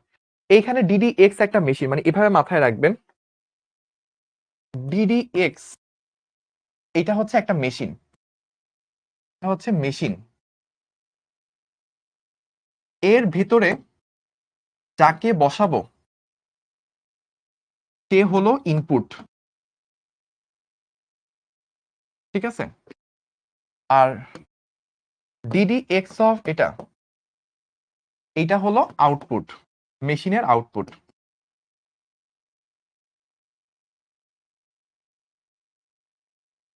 এটা হলো মেশিনের আউটপুট। তো এই জিনিসটা করে যে অ্যান্সারটা পাই সেটা হচ্ছে মেশিনের আউটপুট। ভাইয়া শিখর ক্যাম্পাস কোথায়? গুলশান 2। ঠিক আছে, শিখর ক্যাম্পাস গুলশান 2, সুইডেনের এম্বাসির ঠিক অপোজিট বিল্ডিং, দেহুলি টাওয়ার, তাই না ভাইয়া? যে আমি রং না করে থাকি। ঠিক আছে, তো আমাদের এই হচ্ছে আমাদের প্রবলেম, এই প্রবলেমটা আমরা সলভ করব। তাহলে এখন ৩টা ফাংশন আছে, আমি আলাদাভাবে সলভ করতে পারি। আমি এভাবে লিখতে পারি, দেখেন ddx of 5x to the power 7 minus ddx of 3 sin x plus ddx of 10। আমি ভেঙে ভেঙে করতে পারি, বা আপনি যখন আরেকটু বড় হবেন, বয়স বেশি হবে, বয়স বেশি বলতে আরো এক ক্লাস আগামী ক্লাসে দেখবেন আপনারা ভেঙে ভেঙে করতে ইচ্ছা হচ্ছে, ডিরেক্টলি করবেন। 5 তো একটা কনস্ট্যান্ট, কনস্ট্যান্ট কি বাইরে গুণাকারে আসে। x টু দি পাওয়ার 7 কে করলে ফার্স্টে কি পাওয়ারটা সামনে আসবে, x এর পাওয়ার 1 কমবে, 7 থেকে 1 কমে 6, মাইনাস 3 তো একটা কনস্ট্যান্ট, সে বাইরে আসবে, সাইন কে ডিফারেন্সিয়েট করলে কি আসবে, কজ আসবে। আর 10 কি একটা কনস্ট্যান্ট, কনস্ট্যান্ট কে ডিফারেন্সিয়েশন করলে কি 0 আসে। তাহলে 35 5 7 35 x two the power 6 minus 3 cos x, এই হচ্ছে আমাদের অ্যান্সার। তো এইটুকু পর্যন্ত আমরা করে ফেললাম। কে কে এইটুকু ধরতে পারছেন ভাইয়াকে একটু কষ্ট করে কমেন্ট করে জানায়েন, ঠিক আছে। 35 x two the power 6 minus 3 cos x, এই তো অনেকে করে ফেলছে। আমাকে একটু ইয়েস লিখে জানান তো ভাইয়ারা, ধরতে পারছেন কিনা, ধরা গেছে কিনা এইটুকু। ক্লিয়ার ক্লিয়ার, ইয়েস ক্লিয়ার, অনেকগুলো চলে আসে, থ্যাংক ইউ থ্যাংক ইউ। আমি কোশ্চেন করার আসলে 20 সেকেন্ড পর আপনাদের অ্যান্সার গুলো আমি পাই, যেহেতু একটা 20 সেকেন্ডের ল্যাগ থাকে। তো অনেকে ক্লিয়ার বলছে, সবগুলো ক্লিয়ার পাইছি, এটা বেশ ভালো লাগতেছে দেখতে। এবার একটা আনক্লিয়ার নাই, সবগুলো ক্লিয়ার, ভেরি গুড। তাহলে আমাদের ডিফারেন্সিয়েশন কিন্তু অনেকটুকু হয়ে গেল। এবার ডিফারেন্সিয়েশনের আরেকটা রুল আপনাদেরকে শিখাই, 4 নাম্বার রুল, ঠিক আছে। এটা হচ্ছে, আমি কিন্তু এক একটা অঙ্ক করাচ্ছি, অঙ্ক ঠিক আছে, বাট এই অঙ্কগুলো কিন্তু এক একটা রুলও আমি আপনাদেরকে অঙ্কের মাধ্যমে শিখাই দিচ্ছি। এবারের বিষয়টা কিরকম দেখেন, ddx of, আমি বললাম sin x into E to the power x, এই দুইটা জিনিসের গুণফল, sin x into E to the power x. যখন আপনি দুইটা জিনিস, একজন বলছে আগের অঙ্কে 0 কেন হইলো, কোন একটা কনস্ট্যান্ট কে ডিফারেন্সিয়েশন করলে 0 হয়, 10 এর মান তো কখনো চেঞ্জ হয় না, x যতই চেঞ্জ হোক না কেন 10 এর মান 10ই থাকে, তাই ওইটা ডিফারেন্সিয়েশনটা শূন্য আসছে। এবার আমরা এই প্রবলেমটা সলভ করব। একটু পানি। তো আমাদের এইবারের প্রবলেম, এটা আমরা কিভাবে করব, ভাই আগে একটু ফর্মুলাটা লিখি, তারপর আপনাদেরকে সলিউশনটা সম্পর্কে একটু ডিটেলসে বলবো।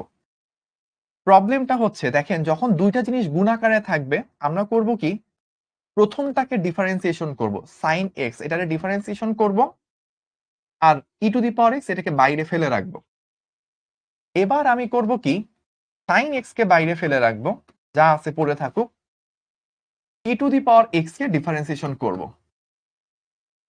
তাহলে আমাদের সিস্টেম কি, ফার্স্টে প্রথমটারে ডিফারেন্সিয়েশন করা, অপরটা জাস্ট গুণাকারে পড়ে থাকবে, তারপর প্রথমটা পড়ে থাকবে, অপরটা ডিফারেন্সিয়েশন করব। এইভাবে হচ্ছে দুইটা জিনিস যখন গুণাকারে থাকবে তখন এই পদ্ধতিতে এটা সলভ করতে হয়। তাহলে sin x কে ডিফারেন্সিয়েশন করলে কি আসবে, cos x into E to the power x plus, এবার sin x পড়ে আছে, আর E to the power x কে ডিফারেন্সিয়েশন করলে কি হয়, ই টু দি পাওয়ার x হয়। তাহলে আমাদের অ্যান্সারটা কি, ই টু দি পাওয়ার x যদি কমন নিই, তাহলে cos x plus sine x, এই হচ্ছে আমাদের আলটিমেটলি অ্যান্সার, ঠিক আছে।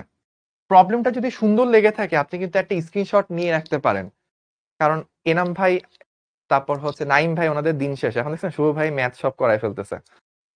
তো আপনারা কমেন্ট করে জানাইতে পারেন যে ওনার এনাম ভাইদের ম্যাথ, তারপর নাইম ভাইদের ম্যাথ, ইকবাল ভাইদের ম্যাথ শুভ ভাই করাই দিচ্ছে সব, ক্লিয়ার, এই তো গুড। তো আমরা একটা সাথে রুলটাও শিখে রাখি, যেখানে রুলটা কি, রুলটা হচ্ছে যদি দুইটা ফাংশন গুণ আকারে থাকে, রুল বা নিয়ম, ddx of f1x into f2x দুইটা যদি গুণাকারে থাকে, তখন আমরা কি করব, ফার্স্টে হচ্ছে প্রথমটাকে ডিফারেন্সিয়েশন করব, আর দ্বিতীয়টা অপরটা পড়ে থাকবে, প্লাস এবার হচ্ছে প্রথমটা পড়ে থাকবে, দ্বিতীয়টারে ডিফারেন্সিয়েশন করব। এই হচ্ছে আমাদের রুল, ঠিক আছে।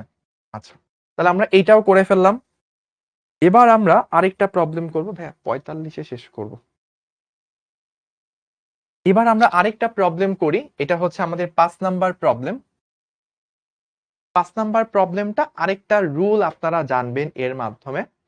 ধরেন আমি যদি কখনো এরকম বলি, ddx of, ধরেন আমি বললাম sin x না দিয়ে sin 4x, এই জিনিসটাকে ডিফারেন্সিয়েশন করতে বললাম। ঠিক আছে? ভাইয়া গুণ থাকলে কি মাঝে সবসময় যোগ হয়? অ্যান্সার হচ্ছে হ্যাঁ। যে আগে যে ফর্মুলাটা, দুটা জিনিস যখন গুণ হয় তখন এই মাঝখানে যোগটা বাই ডিফল্ট অলওয়েজ যোগ হবে, কখনোই গুণ বিয়োগ ভাগ অন্য কিছু হবে না, এটা সূত্রের প্লাস। এবার ধরেন ddx of sign of 4x, যদি সাইন অফ এক্স থাকতো তাহলে তো কোনো প্রবলেম হইতো না।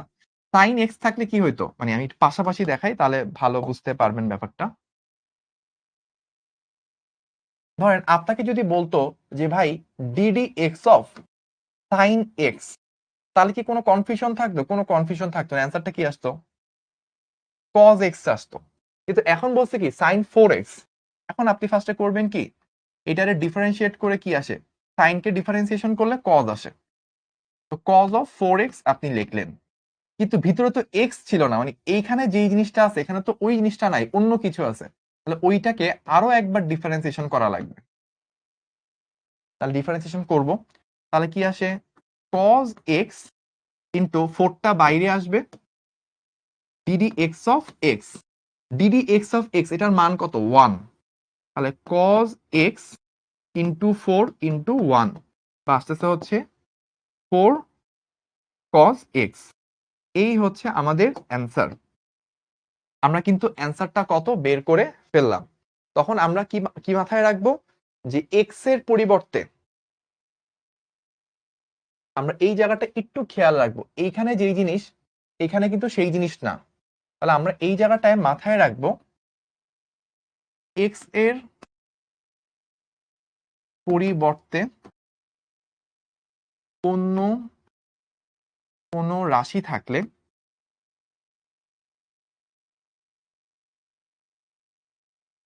তাকে ডিফারেন্সিয়েশন করে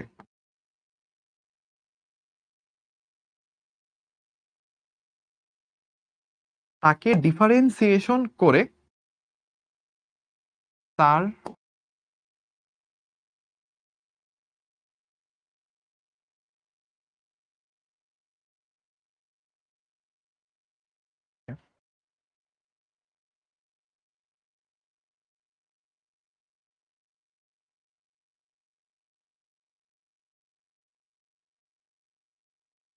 তাহলে আমরা যখন এইখানে এক্স এর জায়গায় অন্য কিছু থাকবে, এই এক্স এর জায়গায় যখন অন্য কিছু থাকবে তাহলে সেটাকে আলাদাভাবে ডিফারেন্সিয়েশন করতে হবে, ডিফারেন্সিয়েশনটাকে মেইন অ্যান্সারের সাথে গুণ করতে হবে।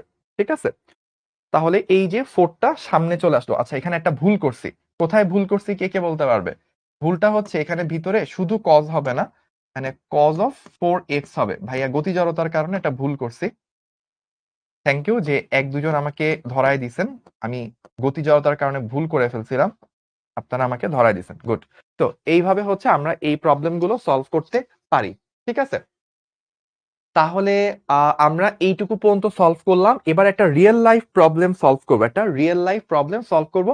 আমরা এখন বাজে 6টা 20, আমরা 6টা 45-এ শেষ করবো ইনশাল্লাহ ক্লাসটা, চেষ্টা করবো আরো আগে শেষ করার। চলেন একটা রিয়েল লাইফ প্রবলেম সলভ করি। আপনাদের কি মনে আছে আপনারা হচ্ছে বেগ পড়তেন? বেগ সমান সমান কি ছিল? সরণ বাই সরণের পরিবর্তন বাই সময়ের পরিবর্তন, এরকম পড়তেন না? Del s by del t. অনেক সময় সরণের পরিবর্তনকে শুধু সরণ লিখতো। ঠিক আছে? ভাইয়া আবার গুণ দেন নাই, দেখি আবার বলে গুণ দিই নেই না, এই যে আমি তো দিছি cos 4x 4, এই তো আছে না, সবগুলো ঠিক আছে, এবার ঠিক আছে। ওকে, তাহলে আমরা এবার একটু সামনে যাই। v হচ্ছে del s by del t. ঠিক আছে? 6টা 30 বাজে। ও হ্যাঁ 6টা 30 বাজে অলরেডি। তো আমরা 10-15 মিনিট ইনশাল্লাহ ক্লাসটা এক্সটেন্ড করব।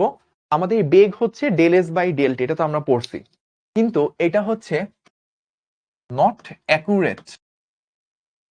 মানে এতদিন পর্যন্ত আপনারা যা শিখে আসছেন 9-10-এ, এখন তার থেকে ভিন্ন কিছু শিখবেন। এখন আজকের ক্লাসে এসে আমি আপনাকে শিখাচ্ছি যে এই যে সূত্রটা পড়ছেন সেটা হচ্ছে ভুল শিখছেন, এটা 100% অ্যাকুরেট না। আজকে থেকে আপনি বেগের নতুন ডেফিনেশন, নতুন সংজ্ঞা শিখবেন। সেটা কি?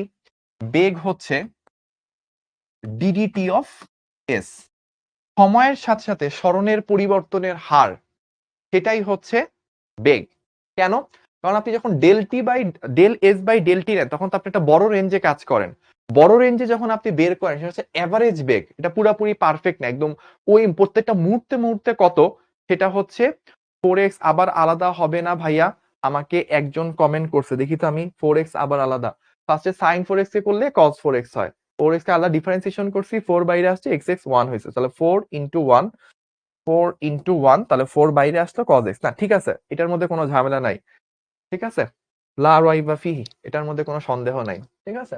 তো নট অ্যাকুরেট, নট অ্যাকুরেট কেন? কারণ আসলে এখানে যে বেগটা বের হয় এটা একটা অ্যাভারেজ টাইপের বেগ বের হয়, একদম পারফেক্ট বেগ বের হয় না। তো ডিডিটি অফ এস এটা হচ্ছে প্রতিটা মুহূর্তে মুহূর্তে পুঙ্খানুপুঙ্খ অ্যান্সার বের করে, তাহলে এটা হচ্ছে অ্যাকুরেট ডেফিনেশন বা অ্যাকুরেট ফর্মুলা অফ ভেলোসিটি। তো এটা আমি কি শিখলাম? এখন শিখলাম হচ্ছে অ্যাকিউরেট ফর্মুলা অফ ভেলোসিটি। এবার চলেন আমরা একটা ম্যাথ সলভ করি। আমাকে বলছে এস হচ্ছে 3t⁻7 প্লাস 20, ঠিক আছে। এখন কোশ্চেন কি? কোশ্চেন হচ্ছে t ইকুয়ালস টু 5 সেকেন্ড এ বেগ কত, এই হচ্ছে আমাদের প্রশ্ন। 5 সেকেন্ড সময়ে বেগ কত সেটা হচ্ছে আমাকে বের করতে বলছে, এই হচ্ছে আমার প্রবলেম। তাহলে চলেন আমরা প্রবলেমটা সলভ করি। কিভাবে সলভ করব? আমাদের ত্বরণ তো দেওয়া আছে তাই না? এখন বেগ আমরা কি জানি? বেগ জানি হচ্ছে আমরা ডিডিটি অফ এস, এটা আমরা জানি। এখন স্মরণের জায়গায় স্মরণের যে ফাংশনটা দেওয়া আছে এই ফাংশনটা আমরা ইউজ করব। কি আছে? 3t⁻7 plus 20। আচ্ছা, এখন যারা যারা অলরেডি ডিফারেন্সিয়েশন ওস্তাদ হয়ে গেছেন, ভাই আপনাদেরকে 5টা না কয়টা করাইলাম, 5টা প্রবলেম করায় 5 ধরনের রুল ডিফারেন্সিয়েশন শিখাই দিছি, তারা একটু ভাইয়াকে কমেন্ট করে জানান এইটাকে ডিফারেন্সিয়েশন করলে কত হয়। তো আমি 5 সেকেন্ড ওয়েট করব, আপনারা ইন দ্য মিন টাইম করে ফেলেন, করে আমাকে জানান ডিফারেন্সিয়েশন কত হয়। এরপর আমি লিখে দিচ্ছি 1 2 3 4 5। তো এটা করলে আসে 3 ইন্টু, দ্যাট মিনস 3 7 21। এই তো, দেখি কে কে লেখছে। অনেকে ফাংশনটা লেখছে, অনেকে হচ্ছে মান সহ বের করছে। তাহলে আলটিমেটলি আমরা পাইলাম কত? আমরা পাইলাম ভি হচ্ছে 21 ইন্টু t⁻6, এটা হচ্ছে আমরা পেয়ে গেছি। বাট আমাকে তো শুধু বেগ বের করতে বলে নাই, আমাকে বলছে কি কত? t ইকুয়ালস টু 5 সেকেন্ডে। তাহলে t এর ভ্যালু যখন 5, তখন বেগটা কত পাবো? 21 ইন্টু 5⁶। তাহলে আমরা এটার মানটা বের করি, কত আসে? 21 ইন্টু 5⁶, 21 5⁶, তাহলে আসে 32,000, সরি 3,28,125। আরেকবার একটু দেখি, 3,28,125, 3,28,125, এই হচ্ছে আমার বেগের মান, ঠিক আছে। তাহলে এইটুকু পর্যন্ত কে কে ধরতে পারছেন আমাকে একটু কমেন্ট করে জানান। আর এই প্রবলেমটা যারা ধরতে পারছেন তাদেরকে বলবো একটা ছোট্ট করে স্ক্রিনশট নিয়ে নেন। যদি ডিফারেন্সিয়েশনের প্রবলেম সলভিং, বেগ বের করা, ত্বরণ বের করা, এই ব্যাপারগুলো যদি আপনার ক্লিয়ার হয়ে থাকে, একটা ছোট্ট করে স্ক্রিনশট নিয়ে নেবেন, ভাইয়াদেরকে পোস্ট করে শিখবো জানাবেন আপনাদের ক্যালকুলাস সহজ লাগে নাকি কঠিন লাগে, নাকি সহজ কঠিন কোনোটাই না, ইন্টারেস্টিং আকর্ষণীয় লাগে। ওকে, ওকে। তো যদিও অনেকে পেরে গেছেন, অনেকে অ্যান্সার লিখে বলছেন, তাও ভাইয়া একটু এক্সপ্লেন করি কিভাবে জিনিসটা ঘটলো। ফার্স্টে ডিফারেন্সের মধ্যে একটা কনস্ট্যান্ট থাকলো, ওটা বাইরে চলে আসে, তো 3 কনস্ট্যান্ট বাইরে চলে আসলো। এবার t⁻7, একটা জিনিস খেয়াল করেন, সবসময় যে D D x of something x হবে তা না, ডিডি টি অফ সামথিং। যদি নিচে টি থাকে তাহলে এখানে টি এর একটা ফাংশন হইতে হবে, যদি নিচে এম থাকে এম এর একটা ফাংশন হইতে হবে। এখন নিচে টি আছে তাহলে টি এর ফাংশন। ফার্স্টে টি কনস্ট্যান্ট বাইরে আসলো, t⁻7 মানে ওই যে x⁻n, ওইভাবে চিন্তা করেন, পাওয়ার সামনে বসে, এই যে এফ পাওয়ারটা 7 ছিল, পাওয়ার সামনে বসছে, x⁻n-1 হয়, তাহলে কি t⁻7-1, দ্যাট মিনস t⁻6 আসছে। আর 20টা একটা কনস্ট্যান্ট, ডিফারেন্সিয়েশন করলে কত আসে? গোল্লা, এটা বসছে, গোল্লাটা বাদ, তাহলে 3 7 21 t⁻6। এখন জাস্ট টি কত বলছে? 5 সেকেন্ড, সো টি এর জায়গায় 5 বসাইছি, 21 ইন্টু 5⁶, এইটুকু হচ্ছে আমার অ্যান্সার। এটা আমরা বের করে ফেললাম। আচ্ছা, এবার ভাইয়া আরেকটা প্রবলেম করব। এই প্রবলেমটা হচ্ছে এরকম।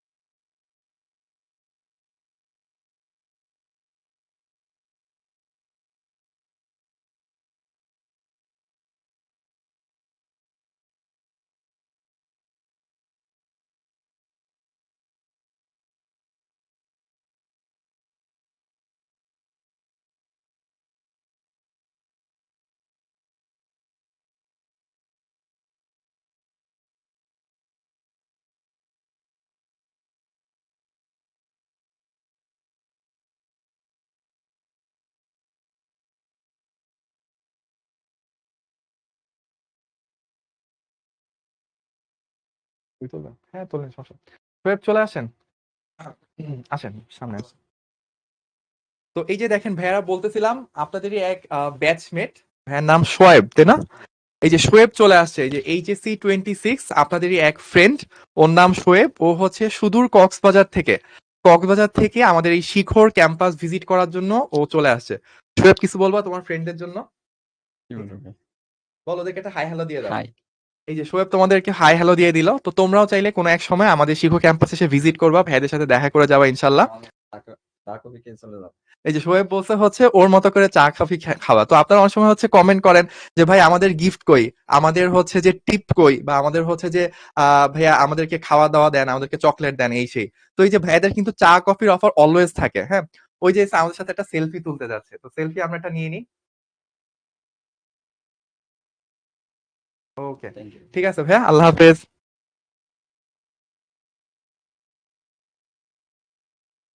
ওকে, তো কক্সবাজার থেকে আরো কয়েকজন আছে যারা হচ্ছে কমেন্ট করতেছে যে ওরাও আসতে চায়। ওকে, ইনশাল্লাহ ভিজিট হবে, তাই না, সোহেবের মতো। তো আমরা তাহলে আবার একটু আমাদের পড়ালেখার দিকে ফেরত আসি। আমাদের টপিক চলতেছিল হচ্ছে ডিফারেন্সিয়েশন। তো আমরা ডিফারেন্সিয়েশনের এই জায়গাটাতে চলে আসছি। আমাদেরকে একটা কোশ্চেন দেওয়া আছে, এটা সলভ করে আমরা হয়তো আজকের ক্লাসের শেষ দিকে চলে যাব। আমাদের এরকম একটা প্রবলেম দেওয়া, এস এর একটা ফাংশন দেওয়া, স্মরণের একটা ফাংশন দেওয়া, বলছে 2 সেকেন্ডে বেগ কত হবে, 4 সেকেন্ডে ত্বরণ কত হবে। তাহলে আমরা চলেন একটু সলভ করি। তো আমরা জানি, ফার্স্ট পার্টটা করি। ফার্স্ট পার্টটা আমরা জানি বেগ আসলে কি, ডিডিটি অফ এস, তাই তো? তাহলে চলেন স্মরণকে ডিফারেন্সিয়েশন করি। স্মরণ আমার কি আছে, 2t⁴ মাইনাস 3t² প্লাস 10, এইটা হচ্ছে আমার স্মরণ। তাহলে আমি ডিফারেন্সিয়েশন করলে ফার্স্টে 2 কি কনস্ট্যান্ট, এটা বাইরে আসবে। 4 পাওয়ারটা সামনে আসবে, পাওয়ার 1 কমবে, তাহলে কি হবে, t³ মাইনাস 3 কনস্ট্যান্ট সামনে আসবে, উপরে পাওয়ার 2 সামনে আসবে, টিটার পাওয়ার 2 থেকে কমে 1 হবে। আর 10 ডিফারেন্সিয়েশন করলে ওকে কত আসবে, 0 আসবে। তাহলে আমি আলটিমেটলি কত কত পাচ্ছি, 4 দুগুণে 8 t³ মাইনাস 3 দুগুণে 6 t, এইটা আমরা পাচ্ছি বেগ, তাই না? এখন আমাকে বলছে 2 সেকেন্ড সময় বেগ কত। সো আমরা প্রথমত এইটা তো বেগটা বের করলাম, বেগটা আমরা অলরেডি বের করে নিলাম। এবার আমরা যেটা বের করব, t ইকুয়ালস টু 2 সেকেন্ডে চাইছে। সো 2 সেকেন্ডে বেগ ভি এর value, so 8 into 2³ minus 6 into 2, তাহলে 8 ইন্টু 8, 8 কত, 64 মাইনাস 6 দুগুণে 12, দেখছেন ক্যালকুলেটর কিন্তু লাগে না। সো 52, এইটা হচ্ছে আমাদের অ্যান্সার। আমরা একটা প্রবলেম অলরেডি বের করে ফেললাম। এবার চলেন 2 নাম্বার পার্টে যাই। 2 নাম্বার পার্ট, ত্বরণ আসলে কি, বেগ আগে আপনারা এরকম পড়তেন না, del v by del t, বেগের পরিবর্তনের হার, এটাই কি ত্বরণ। তো আগে এই যে del v by del t পড়তেন, এটা কি ছিল, ইনঅ্যাকুরেট, পুরাপুরি পারফেক্ট না। এখন আপনি বড় হয়েছেন, এখন আপনার বয়স হয়েছে, কয়দিন পর বাবা মা বিয়ে দিবে, তো এখন আপনার আর এইভাবে লিখলে হবে না। এখন আপনি লিখবেন কি, ডিডিটি অফ ভি, সময়ের সাথে সাথে বেগের পরিবর্তনের হার, এটাই কি ত্বরণ। আবার এইটা বললেন না বাসায় যে যে ভাইয়া ক্যালকুলাস শিখাই দিয়ে বলছে যে বিয়ে দিতে হবে, আঙ্কেল আন্টিকে আবার বললেন না, তাহলে ভাইয়া বিপদে পড়বো। তো এখন চলেন বেগকে ডিফারেন্সিয়েশন করতে হবে। বেগের ফাংশন আমরা কি পাইছিলাম, এই যে বেগের function. So 8t³ minus 6t, তাহলে ডিফারেন্সিয়েশন করলে 8 ফার্স্টে কনস্ট্যান্ট সামনে আসবে 3 মানে টি এর পাওয়ার 3, সো 3 সামনে আসলো, টি স্কয়ার হইলো মাইনাস 6t। তো 6 একটা কনস্ট্যান্ট বাইরে থাকলো। টি কে ডিফারেন্সিয়েশন করলে ডিডিটি অফ টি কত হবে 1, বা ডিটি বাই ডিটি কত আসে 1 আসে। তাহলে পুরো জিনিসটার মান আমি কত পাইলাম, মান পেলাম হচ্ছে আমরা 3 8 24 আর টি স্কয়ার মাইনাস 6, এইটা হচ্ছে আমরা মান পেলাম, তাই না?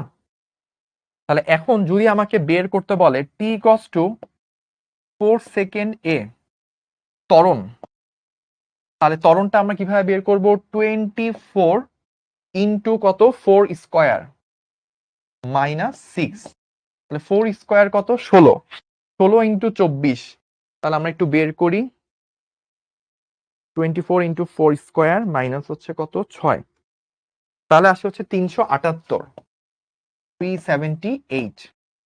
ঠিক আছে, এইভাবে হচ্ছে আমরা এই ধরনের প্রবলেম সলভ করতে পারি। তো আমার এই পুরো প্রবলেম যতটুক ভাইয়া আজকের দিনে করালাম, এই প্রবলেমটা কে কে বুঝতে পারছি একটু ভাইয়াকে কমেন্ট করে ইয়েস লিখবো, একটু ভাইয়া কমেন্ট করে ইয়েস লিখবো। সো আমার সাথে অনেকে কমেন্ট করছে অলরেডি যে মানটা কত আসে, ইয়েস লেখার অপেক্ষায়। Okay okay okay okay, yes yes yes, অনেকগুলো ইয়েস চলে আসছে, thank you thank you thank you.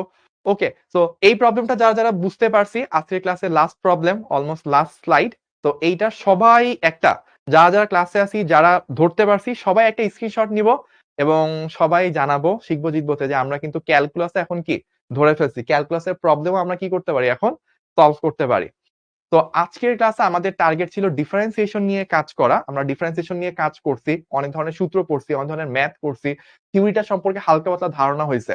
But differentiation ব্যাপারটা কি একটা সাগর, ডিফারেন্সিয়েশন হচ্ছে সাগর। আজকে হচ্ছে আমরা সাগরে জাস্ট পা ভিজালাম, আমরা ইন্টার ফার্স্ট ইয়ার যখন শেষ করব তখন সাগরের মাঝামাঝি আসবো। তো আজকে হচ্ছে আমরা ক্যালকুলাসের সূচনা করলাম পরিবর্তনের হার নিয়ে। আগামী ক্লাসে আমরা দুইটা জিনিস করব, একটা হচ্ছে প্রথম আধা ঘন্টা ইন্টিগ্রেশন নিয়ে আমরা একটু পা ভিজাবো। ইন্টিগ্রেশন আরেকটা সমুদ্র, এটা যদি হয় প্রশান্ত মহাসাগর, সরি এইটা যদি হয় আপনার বঙ্গোপসাগর, তাহলে ইন্টিগ্রেশন হচ্ছে প্রশান্ত মহাসাগর। তো ইন্টিগ্রেশনের সাগরে আমরা আগামী ক্লাসে আধা ঘন্টা পা ভিজাবো। তারপর আমরা ডিফারেন্সিয়েশন ইন্টিগ্রেশন থেকে একটা স্পেশাল জিনিস আছে যেটাকে আমরা বলি গ্রেডিয়েন্ট ডাইভারজেন্স কার্ভ, ওগুলো নিয়ে 1 ঘন্টা পড়াশোনা করে আগামীকালকে ইনশাল্লাহ আমরা ক্লাসের ইতি টানবো, অর্থাৎ ভেক্টরটা শেষ করব। তারপরে আরো 3টা ক্লাস মিনিমাম হবে। সেই 3টা ক্লাসের মধ্যে একদিন আমরা শুধু এমসিকিউ সলভ করব, আর দিন আমরা শুধু সিকিউ সলভ করব, আর দিন আমরা শুধু অ্যাডভান্স ভালো ভালো প্রবলেম সলভ করব। এবং আমাদের আপেক্ষিক বেগ কত কোণে কাজ, ছাতা ধরলে বৃষ্টির হাত থেকে রেহাই পাবো, গাড়ি চলতেছে কোন কাজ ভিজবে, গাড়ি উপরের দিকে উঠতেছে কিভাবে কি ঘটবে, এই রিলেটেড ব্যাপারগুলো আমরা ওই লাস্টের 3টা ক্লাসে স্পেশালি দেখবো। তারপরও যদি কোনো প্রবলেম সলভ হয় আমরা দরকার হলে রেকর্ড ক্লাস আকারে আপনাকে দিব, সো দ্যাট ভেক্টর নিয়ে কারো কোনো কনফিউশন না থাকে, সবাই যেন হচ্ছে ইনশাল্লাহ বুকে হাত দিয়ে বলতে পারি ভেক্টর থেকে যা আসুক না কেন চোখ বন্ধ করে আগে দেখছি ভেক্টর থেকে প্রশ্ন আসছে, প্রশ্ন পড়িও নাই, দেখার আগেই বলবো যে এইখান থেকে আমি অ্যান্সার করবোই, এখান থেকে আমি 10 পাবোই। এটা যেন সবার ইনশাল্লাহ তৈরি হয়। তো আজকের ক্লাস অলমোস্ট শেষ দিকে, আমরা একেবারে লাস্টে চলে আসছি। তো আমার সেই মেথডটা, এই মেথডের ব্যাপারে সবসময় বলি চেষ্টা করুন ফলো করার। লাস্টে আপনাদেরকে এতক্ষণ ধরে কানেক্ট থাকার জন্য ধন্যবাদ জানাই ভাইয়া, বিদায় নিচ্ছি। আল্লাহ হাফেজ, আসসালামু আলাইকুম।